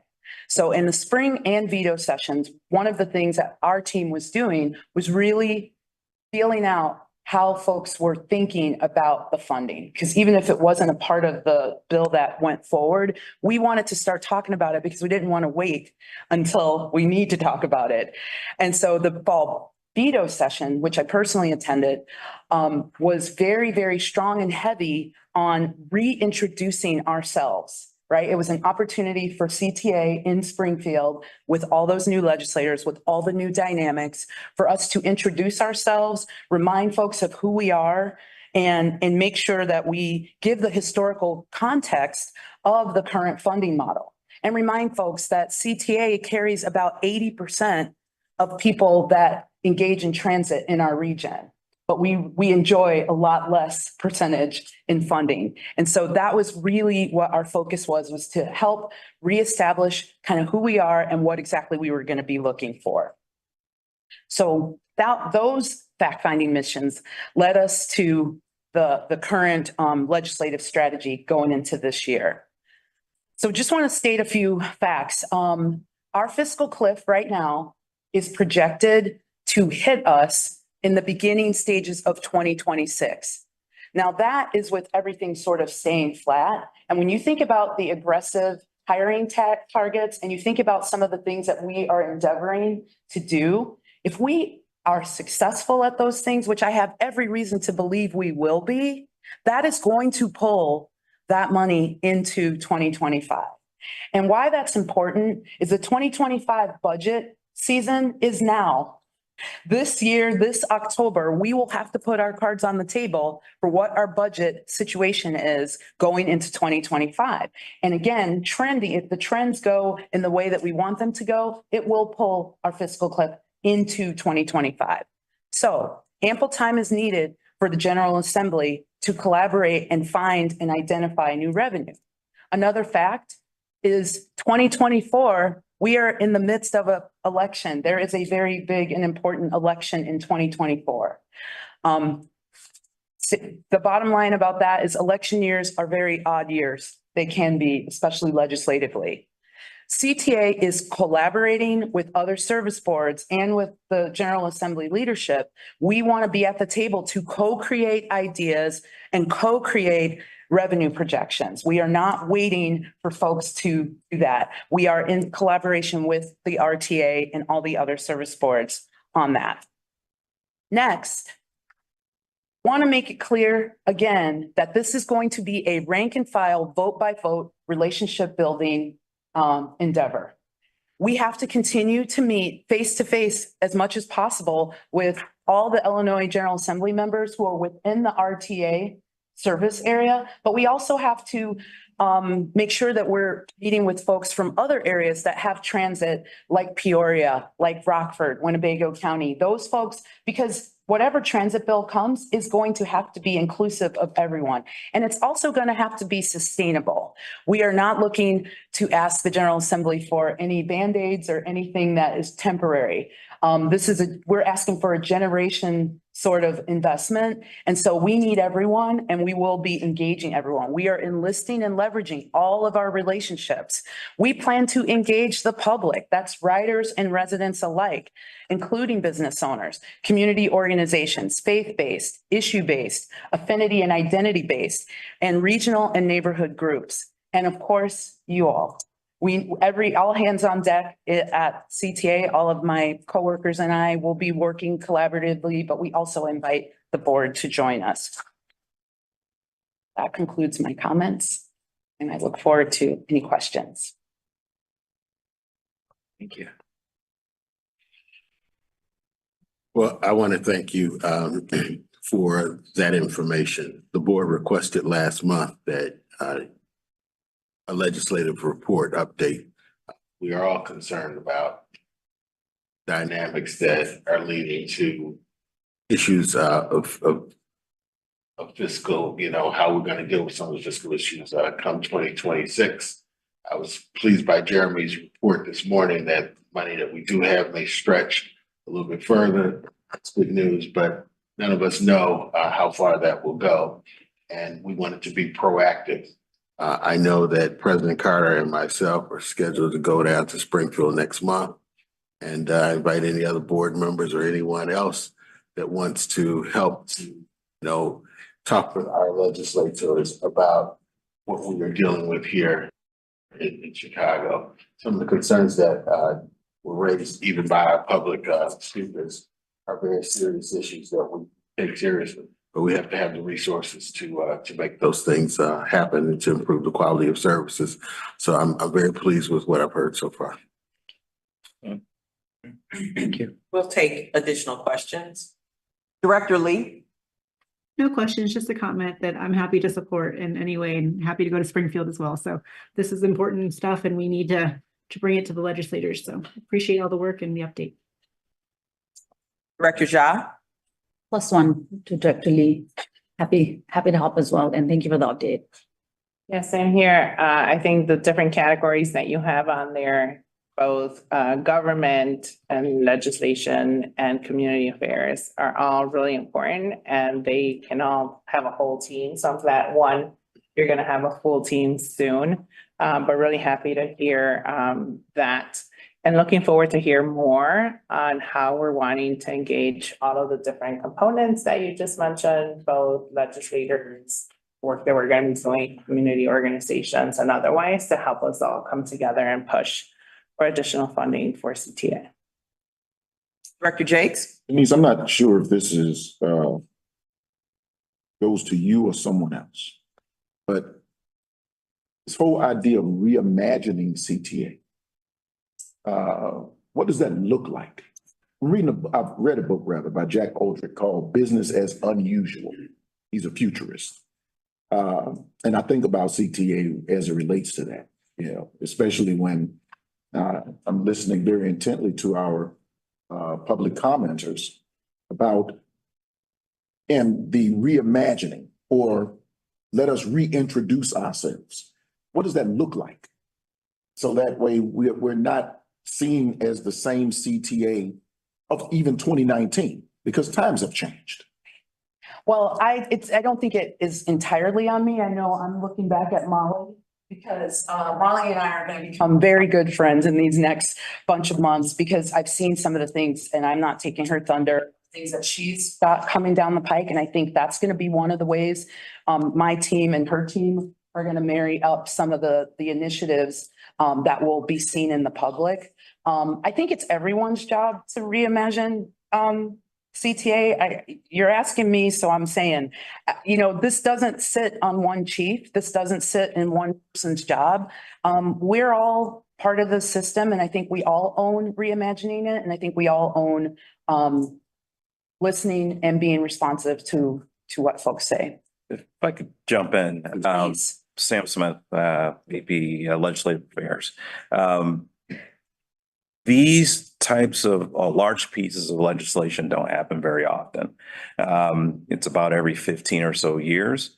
So really the critical question, you know, that reimagining, it really is what, not only to the board, but also to other relevant parties, but critically to the General Assembly. What is it that you want this system to look like? We can do a lot of things if we have the proper support. And historically, that has not been the case when it comes to this agency. So if we're not worried about making a certain number or recovery ratio or meeting a certain financial benchmark, and we can concentrate on serving critical populations, those populations that need us the most, that I think is really what we're talking about, and trying to relay that information to the General Assembly and not miss this opportunity and not just throw another Band-Aid to keep the system just running along. This is an opportunity to actually get what you're looking for here. If there's something else that the body and this body is looking for, this is the opportunity to go ask for that money. I think about what President Carter said about the things and Director Jha, the things that they've seen across the world. This is the time for us to talk about that, right? When you open up the act, you give us the opportunity to look for ways to generate revenue in ways that we are not currently able to generate revenue. When you have the chance to open up the act, you give yourselves the opportunity to look for all the different paths to build what we need. Right now, the money, the dollars that everyone are talking about, that's to deliver what we deliver now. That's the truth. We are starting to have conversations with people about what is it we want transit to be in Chicago land. And so that, I think, is a very different conversation than the kinds of conversations we have been having. And again, not wanting to just tweak, we want to do a robust, sustainable, and equitable funding model for this area. So when are you meeting with Molly and others so that we'll know what this looks like and how we can be supportive? That there's one voice as opposed to several voices. Yes, well, Molly and I already have a meeting on the calendar in the next 2 weeks to begin this work. But we're gonna enlist you and we're gonna be talking to you regularly. I mean, I know you haven't spoken with me in 6 months. That won't be the case anymore. Because right now we're in crunch time. We're in a march and a campaign to this new legislation. So one, you will hear from us regularly. President Carter is committed to that.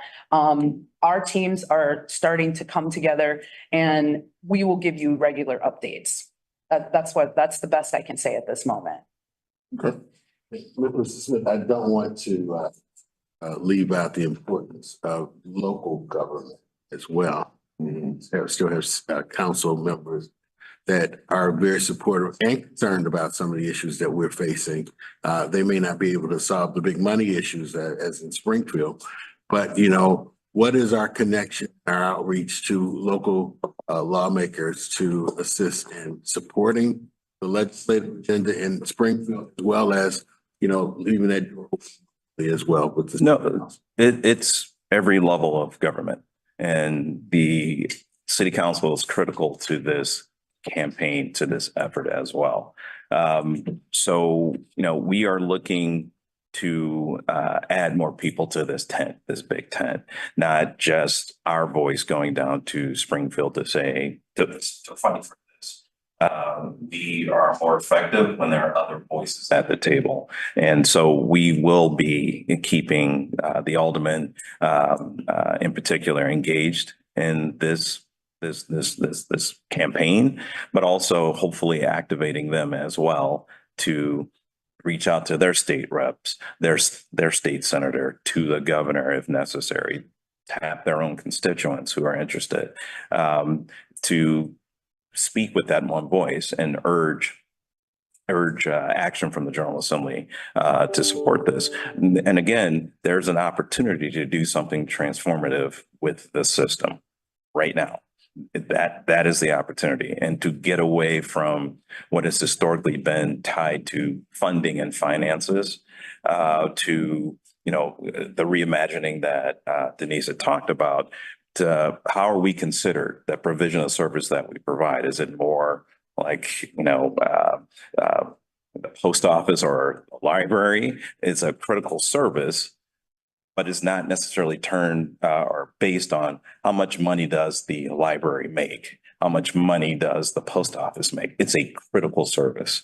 And so I'm, at least for myself, that's what I'm looking at in terms of, you know, how are we perceived? How not only CTA, but the system at large in the region, how is it perceived? And really voicing or pointing out how critical we are to so many people in this city and in this region. And I just want to add, we've realigned our department to reflect exactly what you're talking about.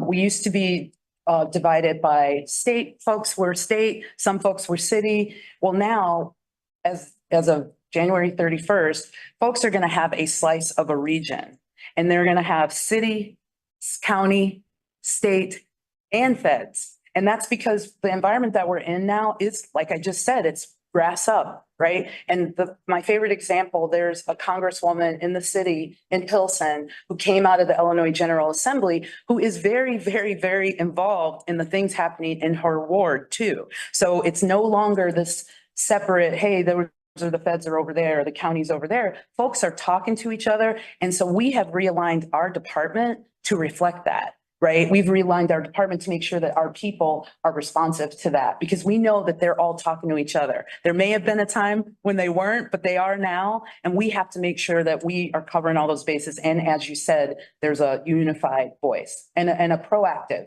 not reactive.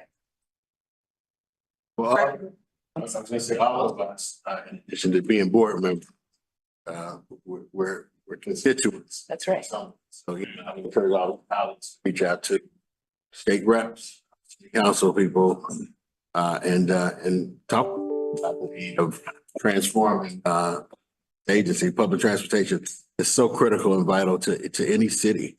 And I think we have all the good bones system. And I like the thought of reimagining what public transportation could look like if it was funded properly. Director Miller, do you have any comments or questions? I just want to say thanks to Denise Sam and that entire team for bringing us this information and other board members look forward to giving forward in these branches that you have brought up. Because we all involved, team together, everyone achieve more faith, community, and I meet a lot with those. So I looking forward to your involvement. We have a community center, so it's not just faith, but it's community, and people are there for many reasons. And yes, CTA always come up. Excellent. Thank you. Thank you.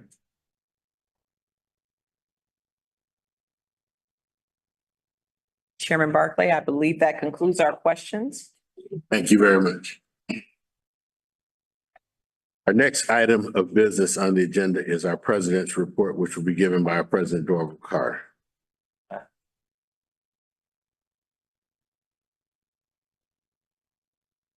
Thank you, Mr. Chairman and members of the board. I'd like to begin my remarks with a brief note about CTA's response to our recent extreme weather conditions, both in terms of our operations and the work being done by our employees. As you are aware, since last Friday, temperatures have not been above freezing. They are not forecasted to return above 32 degrees until next Monday. The sustained cold, along with varying levels of snowfall, has required CTA to implement the cold weather strategy for which we begin to prepare well before the snow arrives. In the past several days, we have deployed tracked snow removers, sleet fighter trains, and special equipment that de-ices the third rail along rail tracks.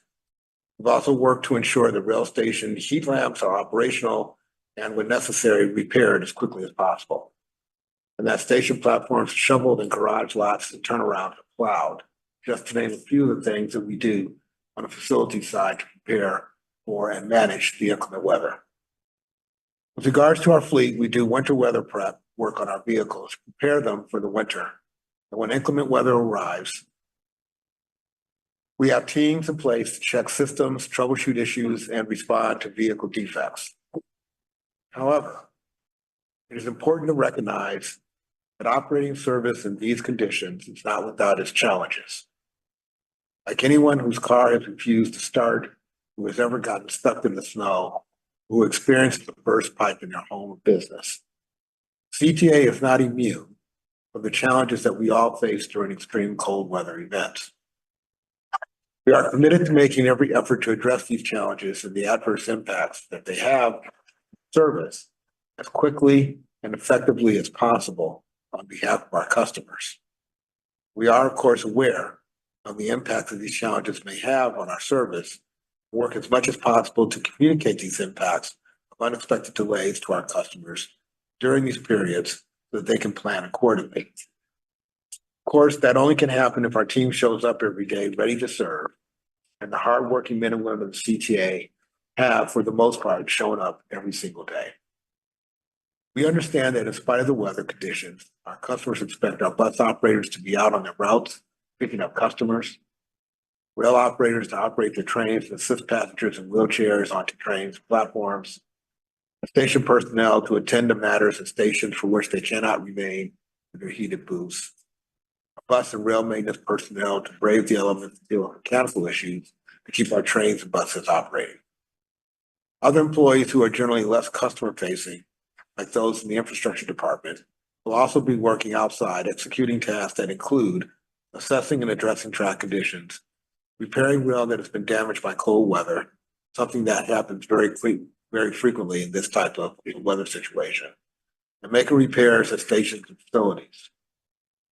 Regarding rail track conditions, I would like to highlight that while our rail operations and infrastructure staff are frequently in conversations about observed rail track defects, the effect of sustained freezing cold temperatures can and often does cause rails to crack, most times without any warning. That was certainly the case during Monday's Orange Line derailment. Prior to the derailment, staff had determined that there was a cracked rail on the Orange Line. As a result of that, there are a number of things that CTA staff does when that occurs. One is to basically implement a slow zone to allow trains to move slowly over the cracked rail, which is doable depending upon the severity of the crack. The other options are to basically do a line cut and run single track through that section of the rail system. In this particular case, when the derailment occurred, our infrastructure team were actually at the location repairing the rail itself, when the rail failed and caused the derailment. While the matter is still under investigation to determine if there are any other things that we can do, I am happy or at least pleased to state there were no injuries as a result of the derailment, as the train was moving at extremely slow speed because of the condition of the rail. And that the rail was repaired soon thereafter so we could restore full and normal service. Most important is that the safe resolution of the Orange Line incident and the restoration of service, our day-to-day operations, maintenance work and repairs, and the many other tasks and tremendous efforts required to serve our customers and to respond to these extreme weather conditions are all made possible by our employees. Well, thanks are due to every CTA employee who has worked during this cold weather. I especially want to recognize our operations, maintenance, and infrastructure departments, from our frontline employees to those who work on our tracks, yards, maintenance facilities, and to the supervisors and managers that we rely on to make it all work, no matter the challenges that we face. I think it's important to remember the complexity of operating a transit system, even under the best conditions, is never easy. Under the conditions that we were facing with historically low temperatures, extreme wind chills, it becomes even more difficult than most systems are capable of handling. So I want to take a moment to thank and commend the staff that have worked diligently throughout the last 3 to 4 days, keep our service running, and to do the best that we could, even under these extreme conditions, to address the needs of our customers. I think it's important to point out, I want to repeat this, we recognize that our system and our service did not run perfectly during these situations. I can honestly tell you, I don't know of any system that would. If you look at the media reports that were occurring even here in Chicago, you heard about challenges that Metro was facing, challenges that Amtrak was facing, and challenges that CTA was facing. These types of extreme conditions always create challenges for operations. Having said that, our staff worked very hard, well in advance of the winter, to prepare for these kind of conditions and ultimately to provide the services that we need. You heard the mention before around the legislative discussion about all hands on deck. Well, I can tell you that when we have extreme weather, it is an all hands on deck moment for CTA as well. And that means all of our staff. And I know I mentioned the operational staff, but I will tell you our training instruction team, our IT team, our fair media team, all of them work collaboratively and in coordination to continue to provide the services that our customers expect.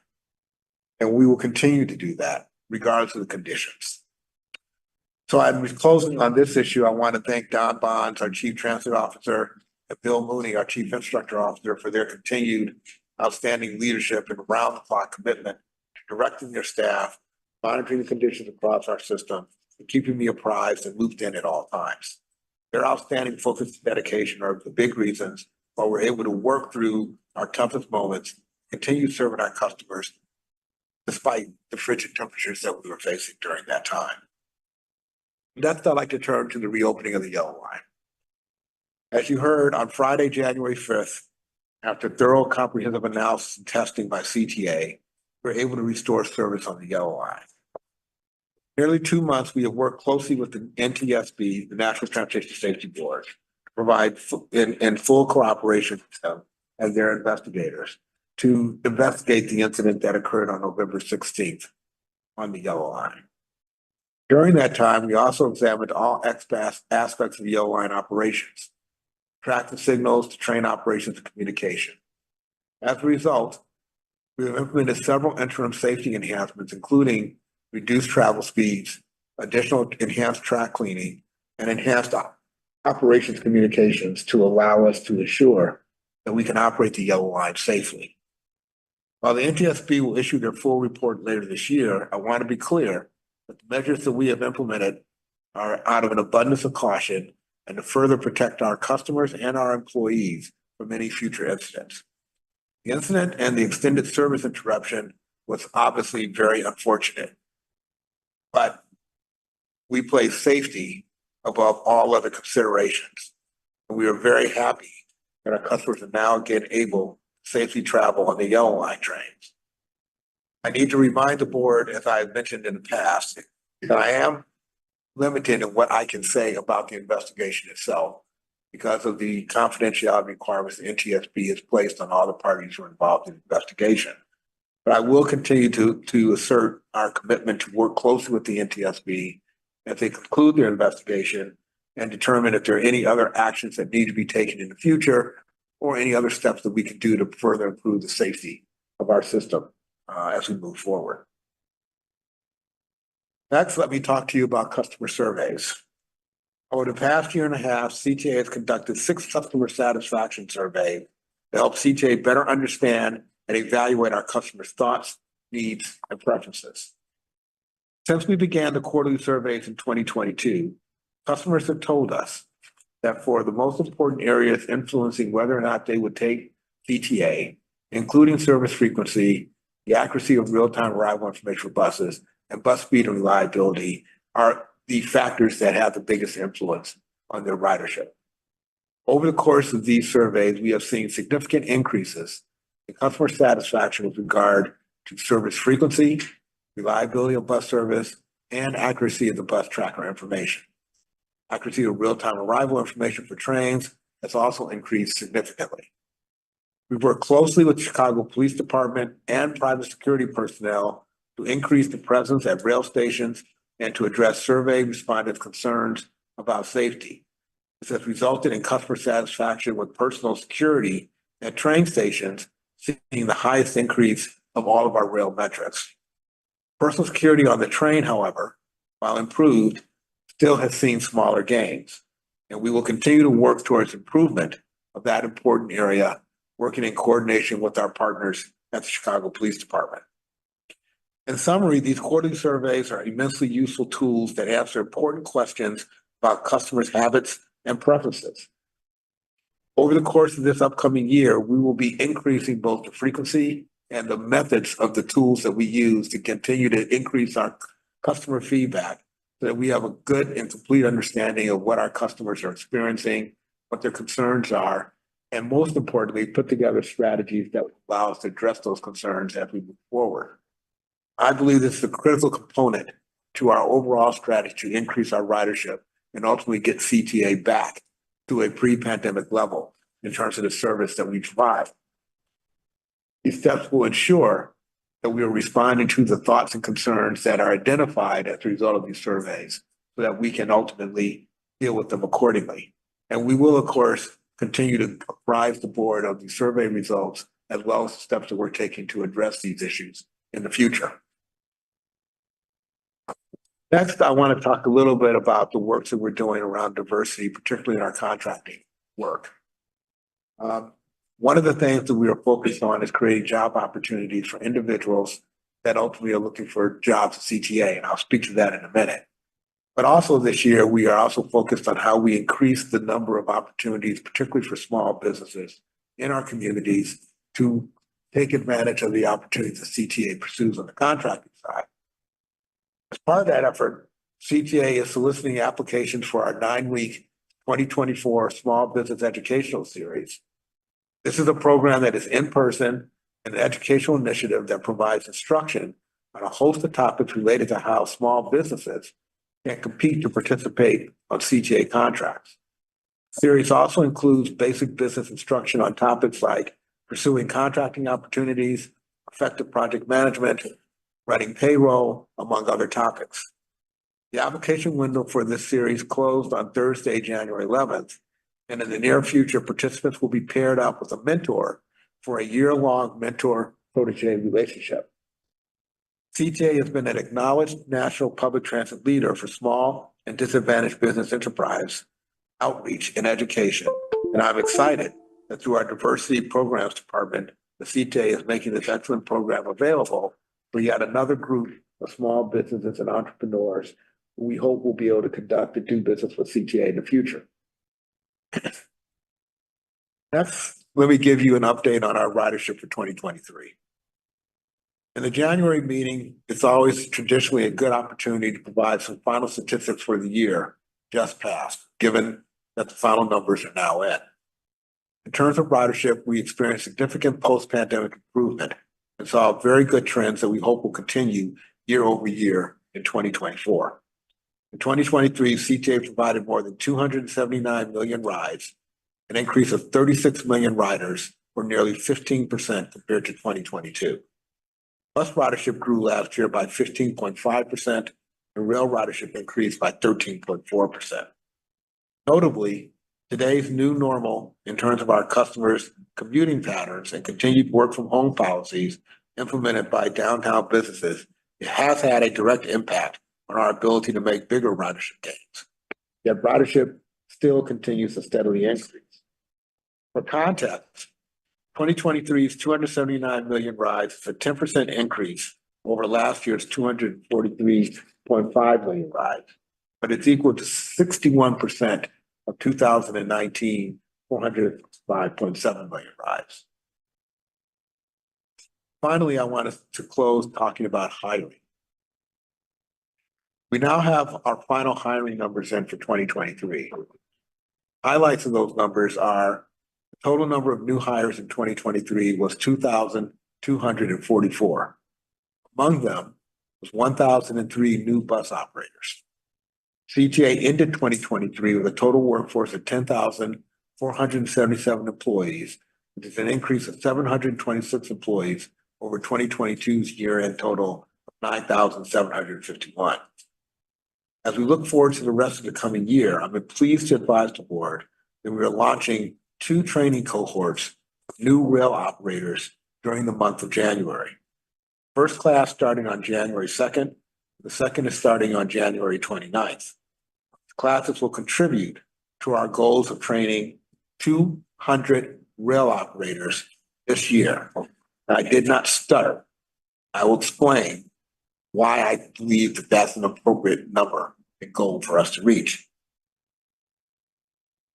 And in doing that, I'd like to close the discussion with a brief discussion about rail flagger hiring and promotion. It's an issue that was recently discussed in a newspaper opinion piece that one of our commenters referred to during the public comment section. CTA began 2023 with 128 rail flaggers. Over the following 12 months, we hired 159 flaggers to replace those who were completing training and being promoted to rail operator positions. Nearly 90 last year were leaving for other reasons. We ended the year with 142 flaggers. Under CTA's normal processes, rail operators must first serve as flaggers. They can then start rail operator training based on seniority, not after 12 months, as was claimed in the op-ed piece. In other words, a flagger does not have to wait 12 months to be transitioned to a rail operator. There is no limitation in my collective bargaining agreement that requires me to do that. And in fact, we have not been doing that for some time. I make this point because when people accuse CTA of misleading them based on data that they believe they understand, without understanding the context in which to read and understand that data, you can draw incorrect conclusions, which is exactly what happened in this case. As I've noted before, serving as a rail flagger is the best path to become a rail operator. Flaggers are thoroughly trained on right-of-way safety, rail operations, and system communications. This training and experience in railroad operations are an important prerequisite for becoming a rail operator, a path that allows us to maintain the highest safety standards for both riders and employees. One of the things that I am committed to as the head of this agency. I am aware that there's a very small group of individuals that call for CTA to abandon this practice. I want to be clear. CTA will not compromise safety for expediency. The extensive safety training and solid base of experience in the rail environment that our employees receive as rail flaggers are an important precursor to going into service as rail operators and should not be sacrificed to accommodate speedier hiring. In addition, contrary to the suggestions in the op-ed, CTA hires flaggers from both internal candidates and external applicants. The ability to hire candidates from external applicants was an item that I negotiated with the union as an addition to our collective bargaining agreement to allow us to increase the pool of flaggers that we ultimately could bring into rail operating positions. Internal candidates are given priority for flagger vacancies, which is in line with what our collective bargaining agreement calls for, and which with our union, which requires these positions be offered to existing rail employees first before I can offer it to employees which is brought in from the outside. As I indicated, CTA supplements internal candidates with external ones. CTA most recently took external applicants for the flagger position in October and November of last year and received over 800 applications. Many of those successful applications are now filling our flagger ranks as we sit here today. CTA appreciates a robust dialogue about transit service in our region and opportunities to improve our existing service, because that's how we get better for our riders. But when that dialogue is based on incorrect conclusions drawn from incomplete information and a misunderstanding of CTA's hiring and training process, the only group that suffers are our riders. The data analysis and the commentary may have been well intended, but unfortunately was incomplete and painted an inaccurate picture. While it attempted to use data to draw conclusions, it lacked an understanding of the context of the numbers and led to an incorrect narrative that doesn't support our collective goal of improving transit for our communities. A moment ago, I mentioned our training goal of 200 operators, which we have also supported by increasing the number of rail instructors that we have to help address the increasing training demand. And within those flaggers become operators. We have a large pool of customer service assistants ready to backfill the vacant flagger spots as they become available. Our goal is always to grow our numbers and improve our processes, which is an ongoing, evolving endeavor. I have no doubt that we will meet our target, in part because of hiring events like the Rail Flagger Career Fair that we'll be holding at Malcolm X College next Friday, January 26th, from 10 a.m. until 1 p.m., which is when we will again take external applicants. I want to encourage anyone who's interested in a rail flagger job opportunity to register for the fair at www.transchicago.com/careers. These are good paying jobs with great benefits and an opportunity for advancement that are perfect for anyone who is looking to join the CTA family. At this time, Chairman, that concludes my remarks, and I'm happy to answer any questions that the board may have. Thank you, President Carter, for the update. And you and your team for the progress that you made in 2023. Over 1,000 plus, certainly unprecedented. Just across the board, service delivery and the improvement we have seen that the public is as well. So thank you. Of course, we recognize there's still a lot of work to do. We're not there yet, and progress must be made. We heard this morning some of the concerns that were raised by our public speakers that still need to be addressed for the most part, but I appreciate your efforts. I'd also like to just remind public that this is the Chicago Transit Authority. It's not the Carter.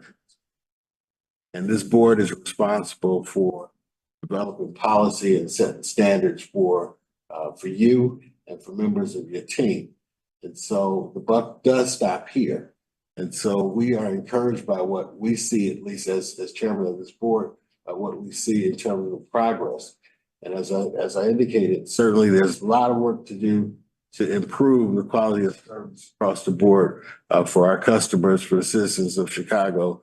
But I am pleased with the progress that we're making moving towards those goals. I'll now have it open for other board members who may want to make comments. Director Miller. Just want to say thanks to President Carter for the report and the update, and to you and the team for especially these last few days this inclement weather, showing the quality and how CTA is up for the task. So thank you for the report and for what you've done. Director Jakes? I'm interested in not only I understand the data that we're getting from you, President Carter, and when we get it from Molly and others. But I'm also interested in, and it probably cannot be answered now. You know, when Nick presents and their data, you know, I'm just interested in at what point can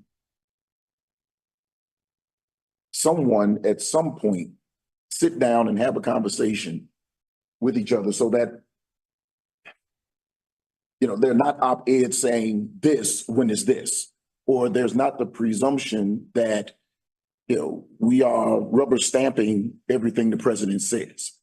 And I'm not saying it has to be you per se. I understand that. You know, I can tell you that had someone come to us and talk to us about the data, we would have certainly explained where the errors were and the assumptions that were being made.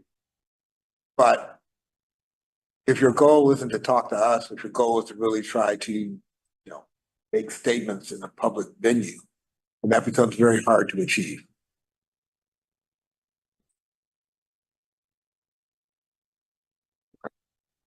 Any other comments from any other board members? Director Ortiz? I also want to commend the team for having delivered service in such harsh conditions. It was hard for anyone to be out, and so I really appreciate and second all of your comments to recognize some of our team members that were out there. Our team did a terrific job. I know that the service wasn't perfect. I know that there were challenges throughout these last several days. We had power issues, we had door issues, we had, you know, challenges with our fair media from time to time. This is part of the harsh reality of what you deal with in extreme weather conditions.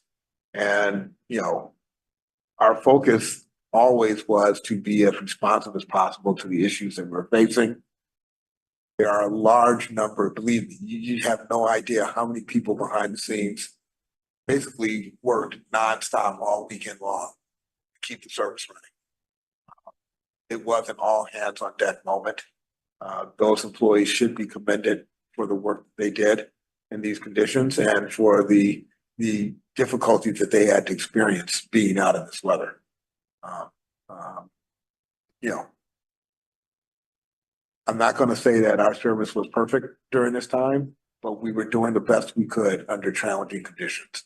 And there was no lack of effort on the part of our team to do the best we could under the circumstances. Director Shaw? Yeah, I'm gonna add, thank you so much. I agree.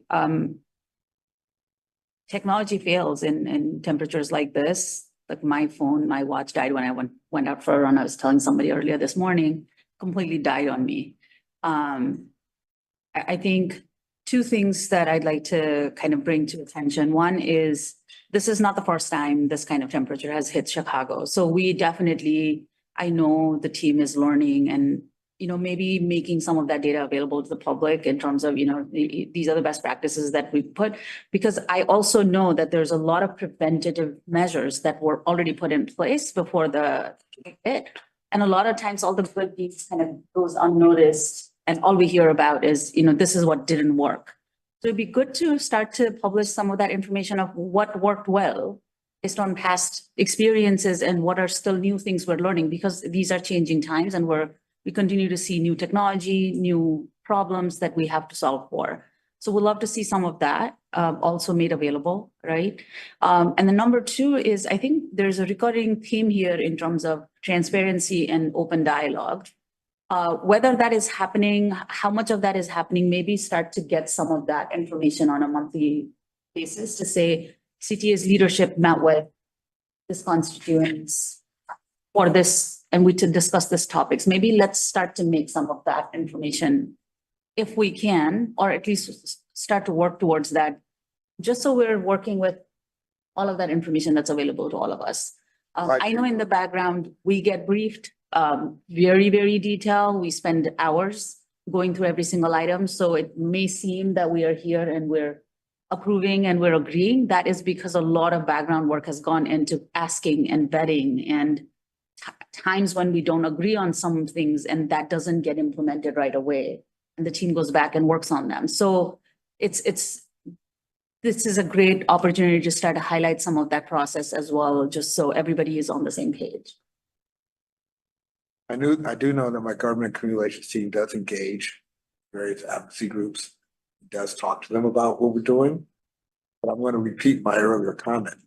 Engagement is a two-way process. Absolutely. And if you have an agenda that isn't consistent with wanting to make the system better, but is consistent with really trying to attack the agency or individuals in the agency, then that becomes really difficult to accomplish. So if people are committed to the things they say they're committed to, then that shouldn't be a problem. Director Lee? Yeah, just wanted to say thank you for the update, President Carter, and just wanted to recognize all the employees who've really just been showing the dedication and commitment to serving our riders, and so recognizing them. And I was out there with everyone else, right, riding the bus, and it's not easy out there. And so thank you for the team leaders and everyone out there. So appreciate that, and also wanted to throw in my hat about more transparency. I welcome that as well. So thanks.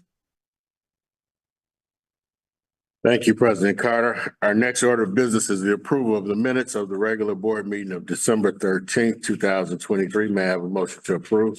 So move. It's been moved by Director Miller, seconded by Director Ortiz. We'll take a roll call vote. Director Miller? Yes. Chairman Barclay? Yes. Director Jakes? Yes. Director Ortiz? Director Ja? Director Lee? Yes. The motion to approve the minutes of December 13th, 2023 passes. Our next order of business is executive session. Is my understanding, Kent, that there is an executive session today? Yes, Chairman, the board will move into closed session pursuant to the Illinois Open Meetings Act, Section 2C, subsections 1, 11, and 21. I will now entertain a motion to recess into executive session for the reasons stated by counsel. So move. It's been moved by Director Miller, seconded by Director Ortiz, that the board will move into executive session. We'll take a roll call vote. Director Lee? Yes. Director Ja? Yes. Director Ortiz? Yeah. Director Jakes? Yes. Chairman Barclay? Yes. Director Miller? Yes. The motion to move into executive session has passed.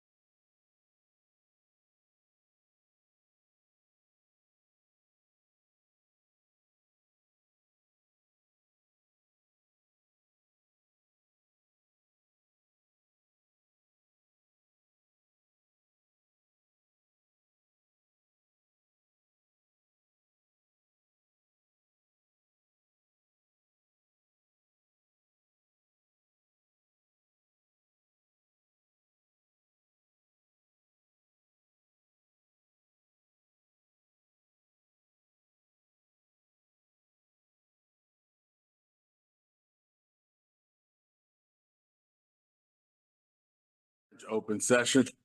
So move. It's been moved by Director Miller, seconded by Director Ortiz, that we move back into open session. We'll take a roll call vote. Director Ja. Director Ortiz. Yes. Director Jakes. Yes. Chairman Barclay. Yes. Director Miller. Yes. Director Lee. Yes. The motion passes. We will now address board agenda item number 6A. Kent? Thank you, Chairman. And item 6A, the board reviewed the closed meeting minutes from December 13th, 2023.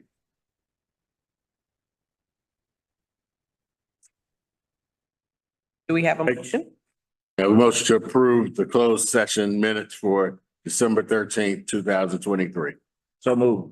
Second. It's been moved by Director Miller, seconded by Director Ortiz, that the minutes from the closed session for December 2023 be approved.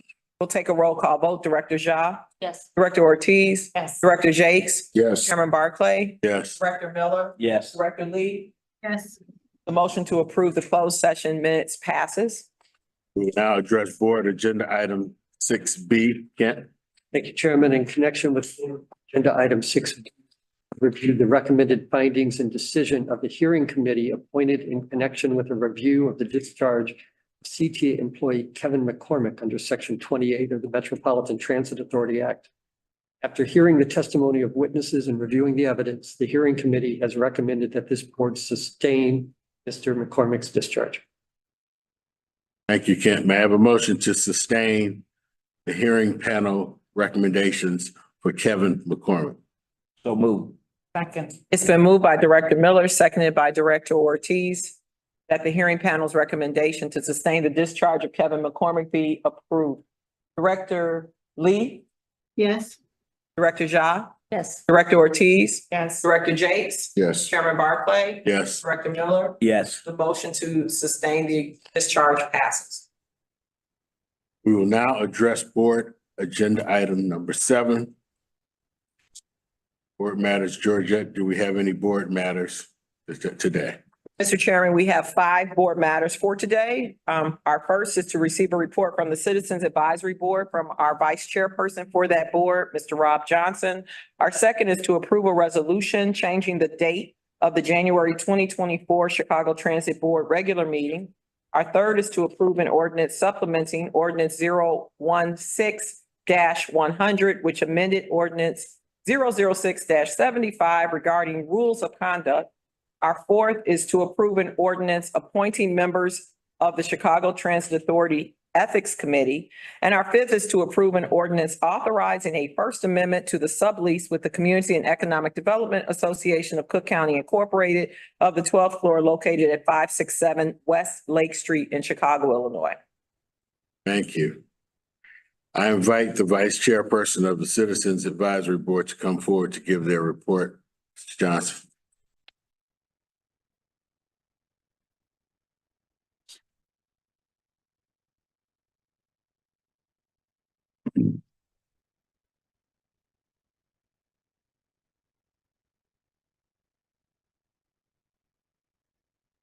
Morning, Chairman Barclay, Transit Board, and President Carter. Morning. My name is Rob Johnson, Vice Chairman of the CTA Citizens Advisory Board, and I'm here to report out to the Transit Board what the Citizen Advisory Board has been up to.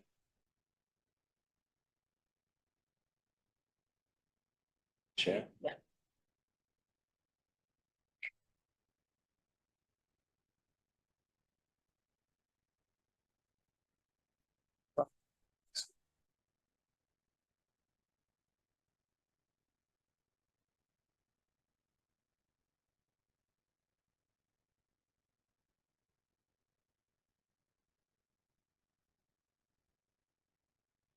On June 16th, 2023, you appointed me and 12 others to serve on the Citizens Advisory Board.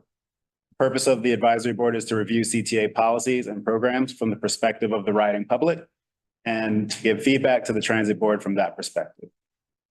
All our meetings in 2023 were designed to educate members of the Citizens Advisory Board about CTA and its business. Toward that end, we met twice during the last quarter of 2023. On October 30th for a budget briefing and on December 12th of 2023. At our October 2023 budget briefing, the CTA Chief Financial Officer, Jeremy Fine, and Michelle Curran, Vice President of Budget Management and Finance, presented an overview of the proposed fiscal year 2024 budget. They also vetted questions from CAB members. At our December meeting, CTA staff gave a presentation on the bus vision plan. CAB members were intrigued by the data. There were lots of questions asked, and we also provided feedback about the next phase of the study. Staff also gave a presentation about the Innovation Studio pilot project. The members shared feedback and about the future goals and implications of the pilot program, and the goals of the program, discovering new cutting-edge solutions and tools. I look forward to providing regular feedback on both policy and operational issues to the Transit Board, and I look forward to working with the board and management on the important issues affecting CTA riders and overall ridership. As today's spokesperson for the Citizens Advisory Board, we look forward to working with you, Chairman Barclay, and you, President Carter, and your staff in the coming years. Thank you very much. To answer any questions. Are there any questions of the Citizens Advisory Board? Chairman Barclay? Just want to thank you, and if you can convey to the whole board that we appreciate their efforts, and thank you very much for your report. Absolutely. Very welcome. Director Ja? No questions, thank you. Director Ortiz? Yeah. Director Jakes? No questions. Thank you. Director Miller? No questions. Director Lee?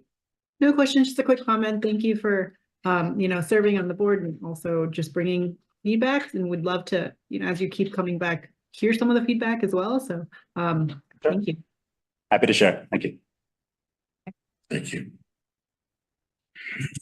I have a motion to approve a resolution changing the date of the January 2024 Chicago Transit Board regular meeting. So move. Second. It's been moved by Director Miller, seconded by Director Ortiz that the date be changed of the January 2024 Chicago Transit Board regular meeting. We'll take a roll call vote. Director Ja? Director Ortiz? Yes. Director Jakes? Yes. Chairman Barclay? Yes. Director Miller? Yes. Director Lee? Yes. The motion to approve the resolution passes. Thank you. Item 7C is a motion to approve an ordinance supplementing ordinance 016-100, which amended ordinance 006-75 regarding rules of conduct on the CTA system.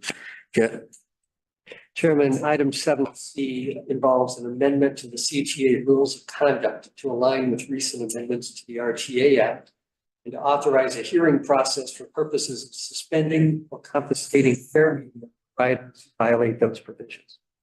This ordinance will help set up that process and enable CTA to take those actions. Thank you. May I have a motion to approve an ordinance supplementing ordinance 016-100, which amended ordinance 006-75. So move.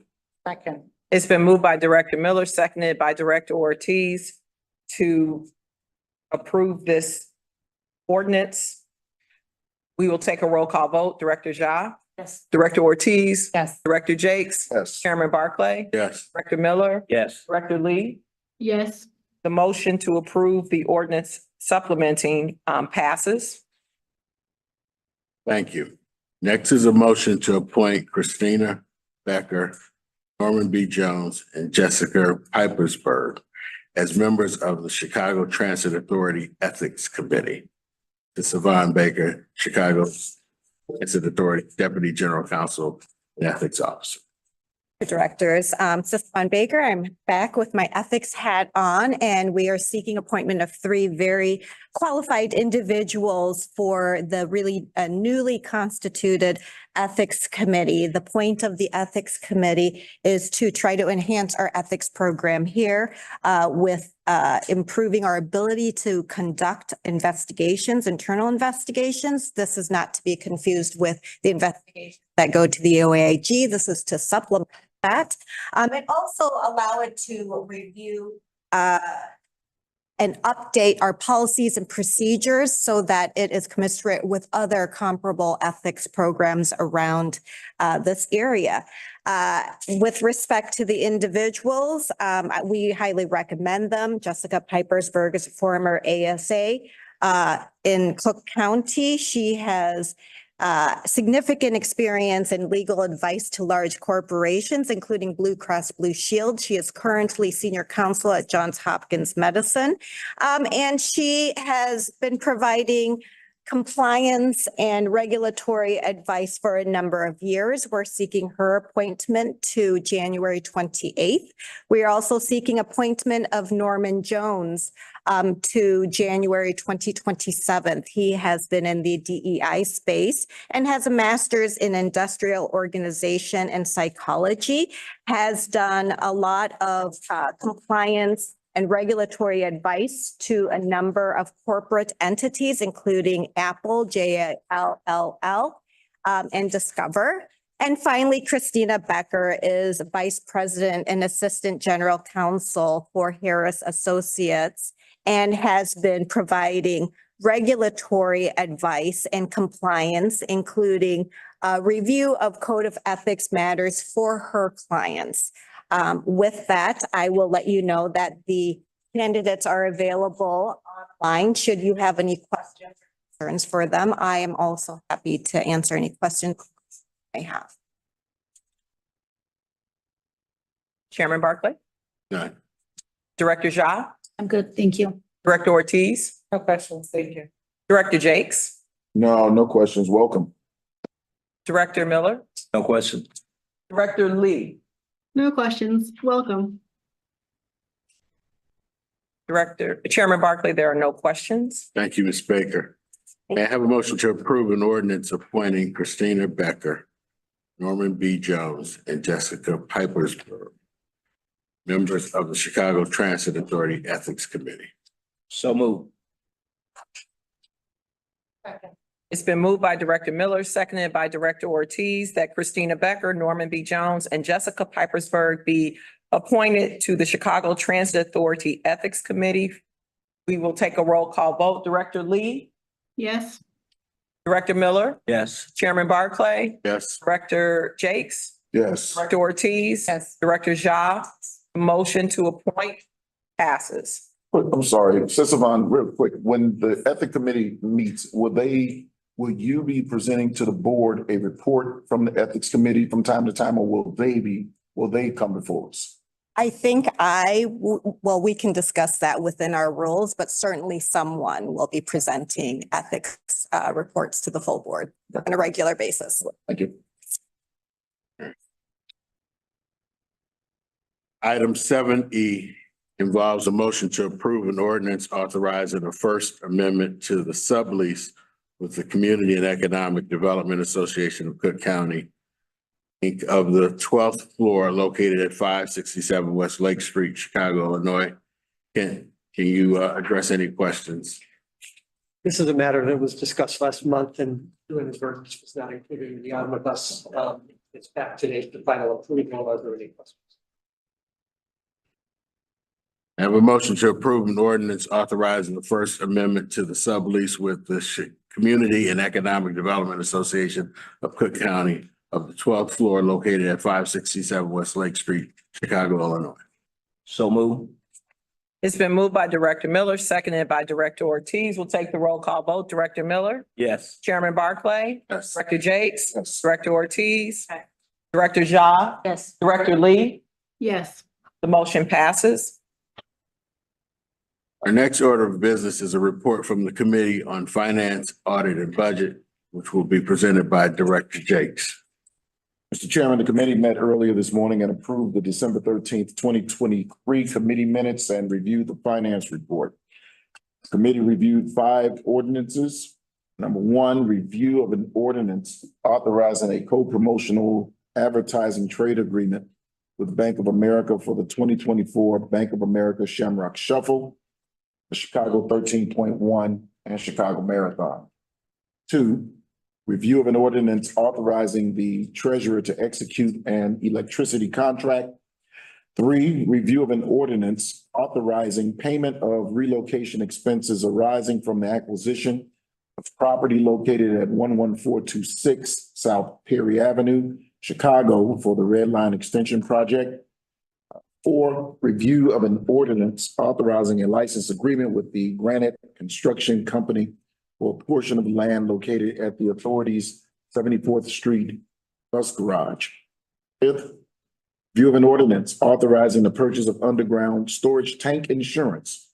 Policy year January 28th, 2024 through January 28th, 2025. The committee also reviewed 8 contracts. The committee placed the 5 ordinances and 8 of the contracts on the omnibus. The committee approved and recommended for board approval 5 ordinances and the 8 contracts. And that concludes the report of the Finance, Audit, and Budget Committee. I will now entertain a motion to approve the omnibus. So move. Second. It's been moved by Director Miller, seconded by Director Ortiz, that the omnibus be approved. We'll take a roll call vote. Director Miller, Yes. Chairman Barclay, Yes. Director Jakes. Yes. Director Ortiz, Yes. Director Ja, Yes. Director Lee. Yes. The motion passes. Our next order of business is the construction report from Bill Mooney, our Chief Infrastructure Officer, and Juan Pablo Prieto, our Director of Diversity Programs.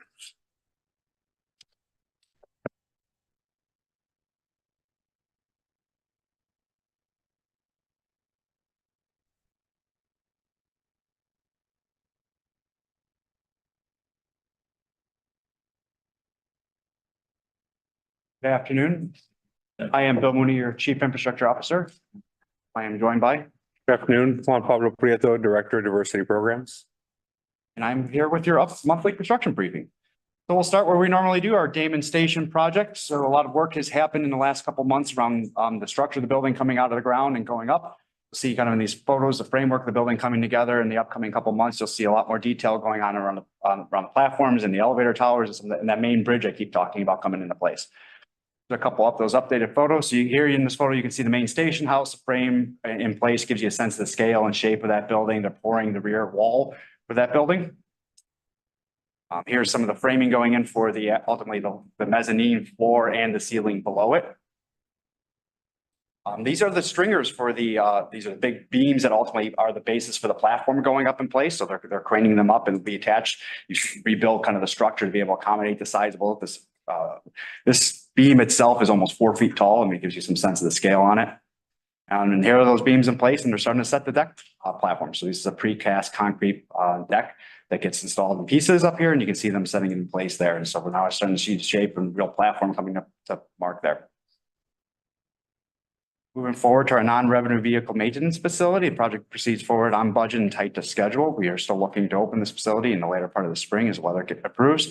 Lots of progress in the last month as they've need to kind of finish up a lot of this, and you'll see a lot of the fine detail work in the facility coming forward in these photos. Here you can see them laying tile in the office space and starting to get those finishes. You can see the paint coating in there. Here you can see the full facility, and this is them actually commissioning these massive cranes that are used to move the, this again is for the work equipment, our diesel snow fighters, our tampers, are all the type of stuff we use to maintain the tracks themselves. They get maintained out of this facility. These are massive pieces of equipment and have huge parts that require cranes to move the parts on and off the machines, as well as moving spare parts in place. And so you'll see some of these cranes here. They're huge cranes, and they're in a commissioning process. Again, here's a spatial shot. They're doing some of the finished work on the overhead fire alarm system there with some of that pipe installation. Here's the south yard. So this is ultimately where this facility gets connected to the railroad itself so that equipment can get in and out of the facility. They've excavated all the way down. And we have CTA forces on site, not this week with the recent weather, but starting shortly to build up the track that will connect this facility to our main railroad. Moving on to our Barry Damon Canal Substation project. Project proceeds forward on schedule and on budget. It's really exciting to see is right as the cold weather hit, we got weather tight over at Damon. So that building is completely enclosed at this point, and we're in the process of getting all the finished work. So here you see some of the final outside work, some of the finish of the roofing there and the final tuck pointing of the brickwork. Here at Haymarket, just down the street, you'll see the second of the lineups for the traction power upgrade here. So you'll see this is actually the transformer and rectifier being lowered into the facility. This was commissioned and put online. So now we are actually running on 2 brand new lineups there. So we're almost exclusively running on new equipment, which is really exciting. And here is kind of the other end of that connection for Haymarket. So Haymarket creates more power that feeds up to the green line, and we borrow some of that power and connect it down to the subway for the blue line to increase the power capacity. I showed you them bringing in that breaker house in the subway, and ultimately these cables connect to that breaker house down there. So there they are pulling those cables into the subway. And here's Barry. So Barry is one of the more uniquely similar to Damon, very unique architectural feature buildings. Very exciting to see the finishes, but you start to see the bones of it. You see some of that shape. It is a top class facility with brick on the bottom there, and you'll see that brickwork coming up over the next couple months as it moves forward. And it's really exciting to see this come out of the ground and see some of the vision of the architect come to life here.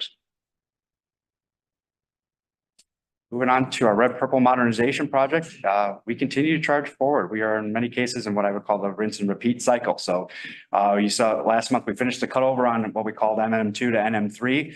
And now we are starting track demolition again. We start rebuilding track, and you're seeing a lot of that in the photos. So here we are in the red purple bypass area. So we did that commissioning of the new structure there that we are exclusively running on for our red purple service right now. And here you can see demolishing the last of that old structure, that 100-year-old corridor structure between Addison and Belmont. It's commonly known as tracks 3 and 4, which are the 2 northbound traditional tracks. So you can see that demolition here.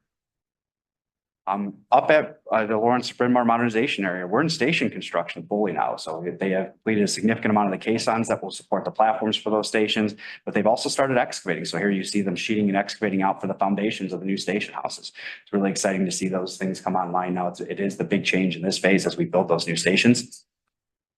And then here's a little bit more of that kind of rinse and repeat up in that corridor. You've seen this for many years now, as we're now in the next phase in our stage B. We're now drilling the caissons and putting in the cages and the new columns that are sprouting out of the ground to hold up that new segmental box structure. They actually start gantry erection this week, this upcoming week up there. So in the upcoming months or so, you'll start to see photos of gantry again. We have one of the big milestones of the project. We have completed the fabrication of all the prefab segmental box girders. So those pieces you've seen us installing in stage A, all 1,155 of them have been fully fabricated at this point. Now we just got to put them all in place. And here you can see those columns. So after the caisson's filled and poured in that cage, then you start to sprout up to the ground and they form those columns. As we get into this incremental weather, we bring in a lot of heat for the concrete curing process, and it's a very balanced process. It takes a little time, but they really are in stride. They didn't miss a step in the phase change. It's really exciting to see them move forward. Here at the far north end, they've been pouring the deck. So this is the tie-in point to the old railroad just around Thorndale, or before the segmental box structure starts. There is this one span of bridge that we built in place. And this is really where the gantry launches from. It's right at Ardmore Avenue. And so they're finishing up putting in the rebar, and then they've already poured this deck pour. And so this will be the building point as we start building again from the north to the south. We continue our ongoing coordination with the 44th Ward, the 46th Ward, the 48th Ward, meeting weekly and bi-weekly with them or as required. We have a bunch of tours that have gone on with local groups, Southeast Asian Center for one. We meet with local businesses, and as though it's been frigid, we are looking for the pitchers and catchers to report, and we've started our annual coordination efforts with the Chicago Cubs, as our red purple bypass area is right in the Wrigleyville footprint, and that requires a lot of coordination. So we've had those project update meetings, and we launched our next phase of our Open for Business campaign called Discover. So this is been an ongoing effort where we are supporting local businesses that are impacted during the construction, highlighting. In this case, you can see one of the door hangers hanging in there, but there's also signage throughout the project area highlighting local businesses with the taglines like Discover Edgewater and Discover such and such businesses, highlighting them. It's been a very positively reviewed program that we've been doing throughout the course of construction, and it's always great to see it refreshed and kind of touching on some of those things. On Pablo. Thanks, Bill. On December 4th and 5th, we hosted a Tracks to Trade session in partnership with CPS's Chicago Builds program at Dunbar High School. This collaborative program between CTA, Walsh Floor, and other subcontractors on RPM, building trade unions, and what we try to do is expose high school age and young adults to careers in the construction industry and show them the different pathways that are available. Around 115 students heard about the RPM project, opportunities on the project that are available now or going to be available in the coming months, and how to pursue a career in the building trades or in the professional services space for construction. Speakers included representatives from Ironworkers Local 1, Operating Engineers Local 150, one of the RPM workforce partners, Hire 360, a DBE firm, and BMO Bank.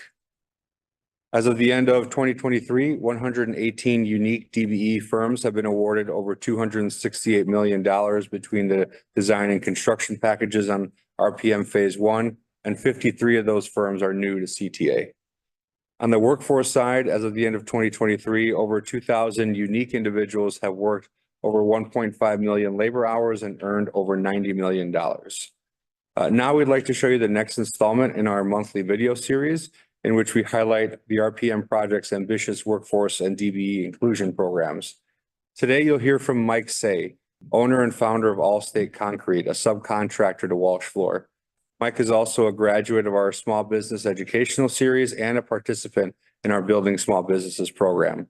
It's an honor to share these stories on how CTA and RPM have improved the lives of Chicagoans and their families. Thank you.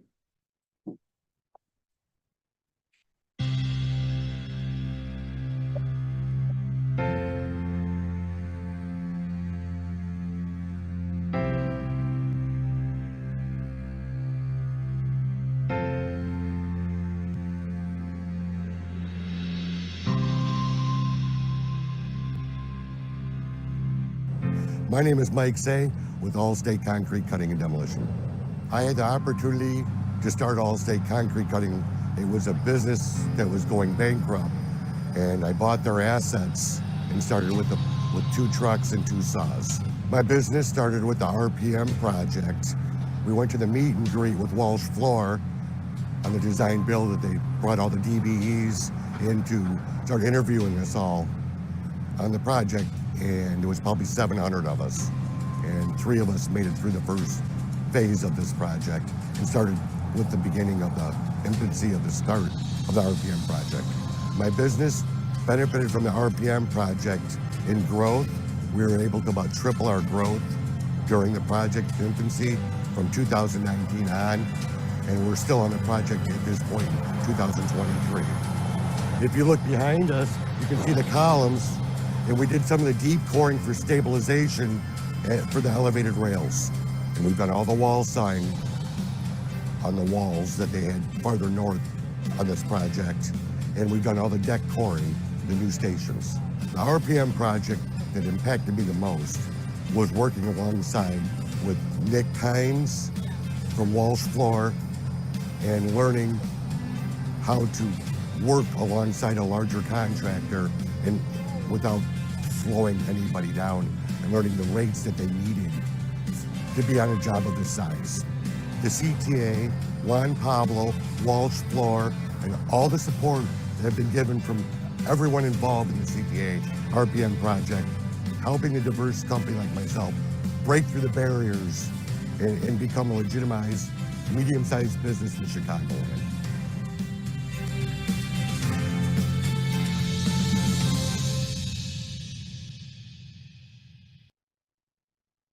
Glad to take any questions at this time. Great. Chairman Barclay? No questions, but I do always enjoy the personal touch. Yeah. It really brings it home for us. Director Miller, any questions or comments? Thank you. Director Jakes? No, it was great. Director Ortiz? I agree. Thank you. Director Ja? No questions, thank you. Director Lee? No questions, but just excited to see the progress and love also always seeing how we're benefiting communities and also small businesses. So thank you. Chairman Barclay, there are no further questions. Thank you very much. Our final order of business is new business. Georgette, is there any new business? Chairman Barclay, there is no new business. Since there is no further business to come before board, may I have motion to adjourn Chicago Transit Board meeting, January 18, 2024. So move.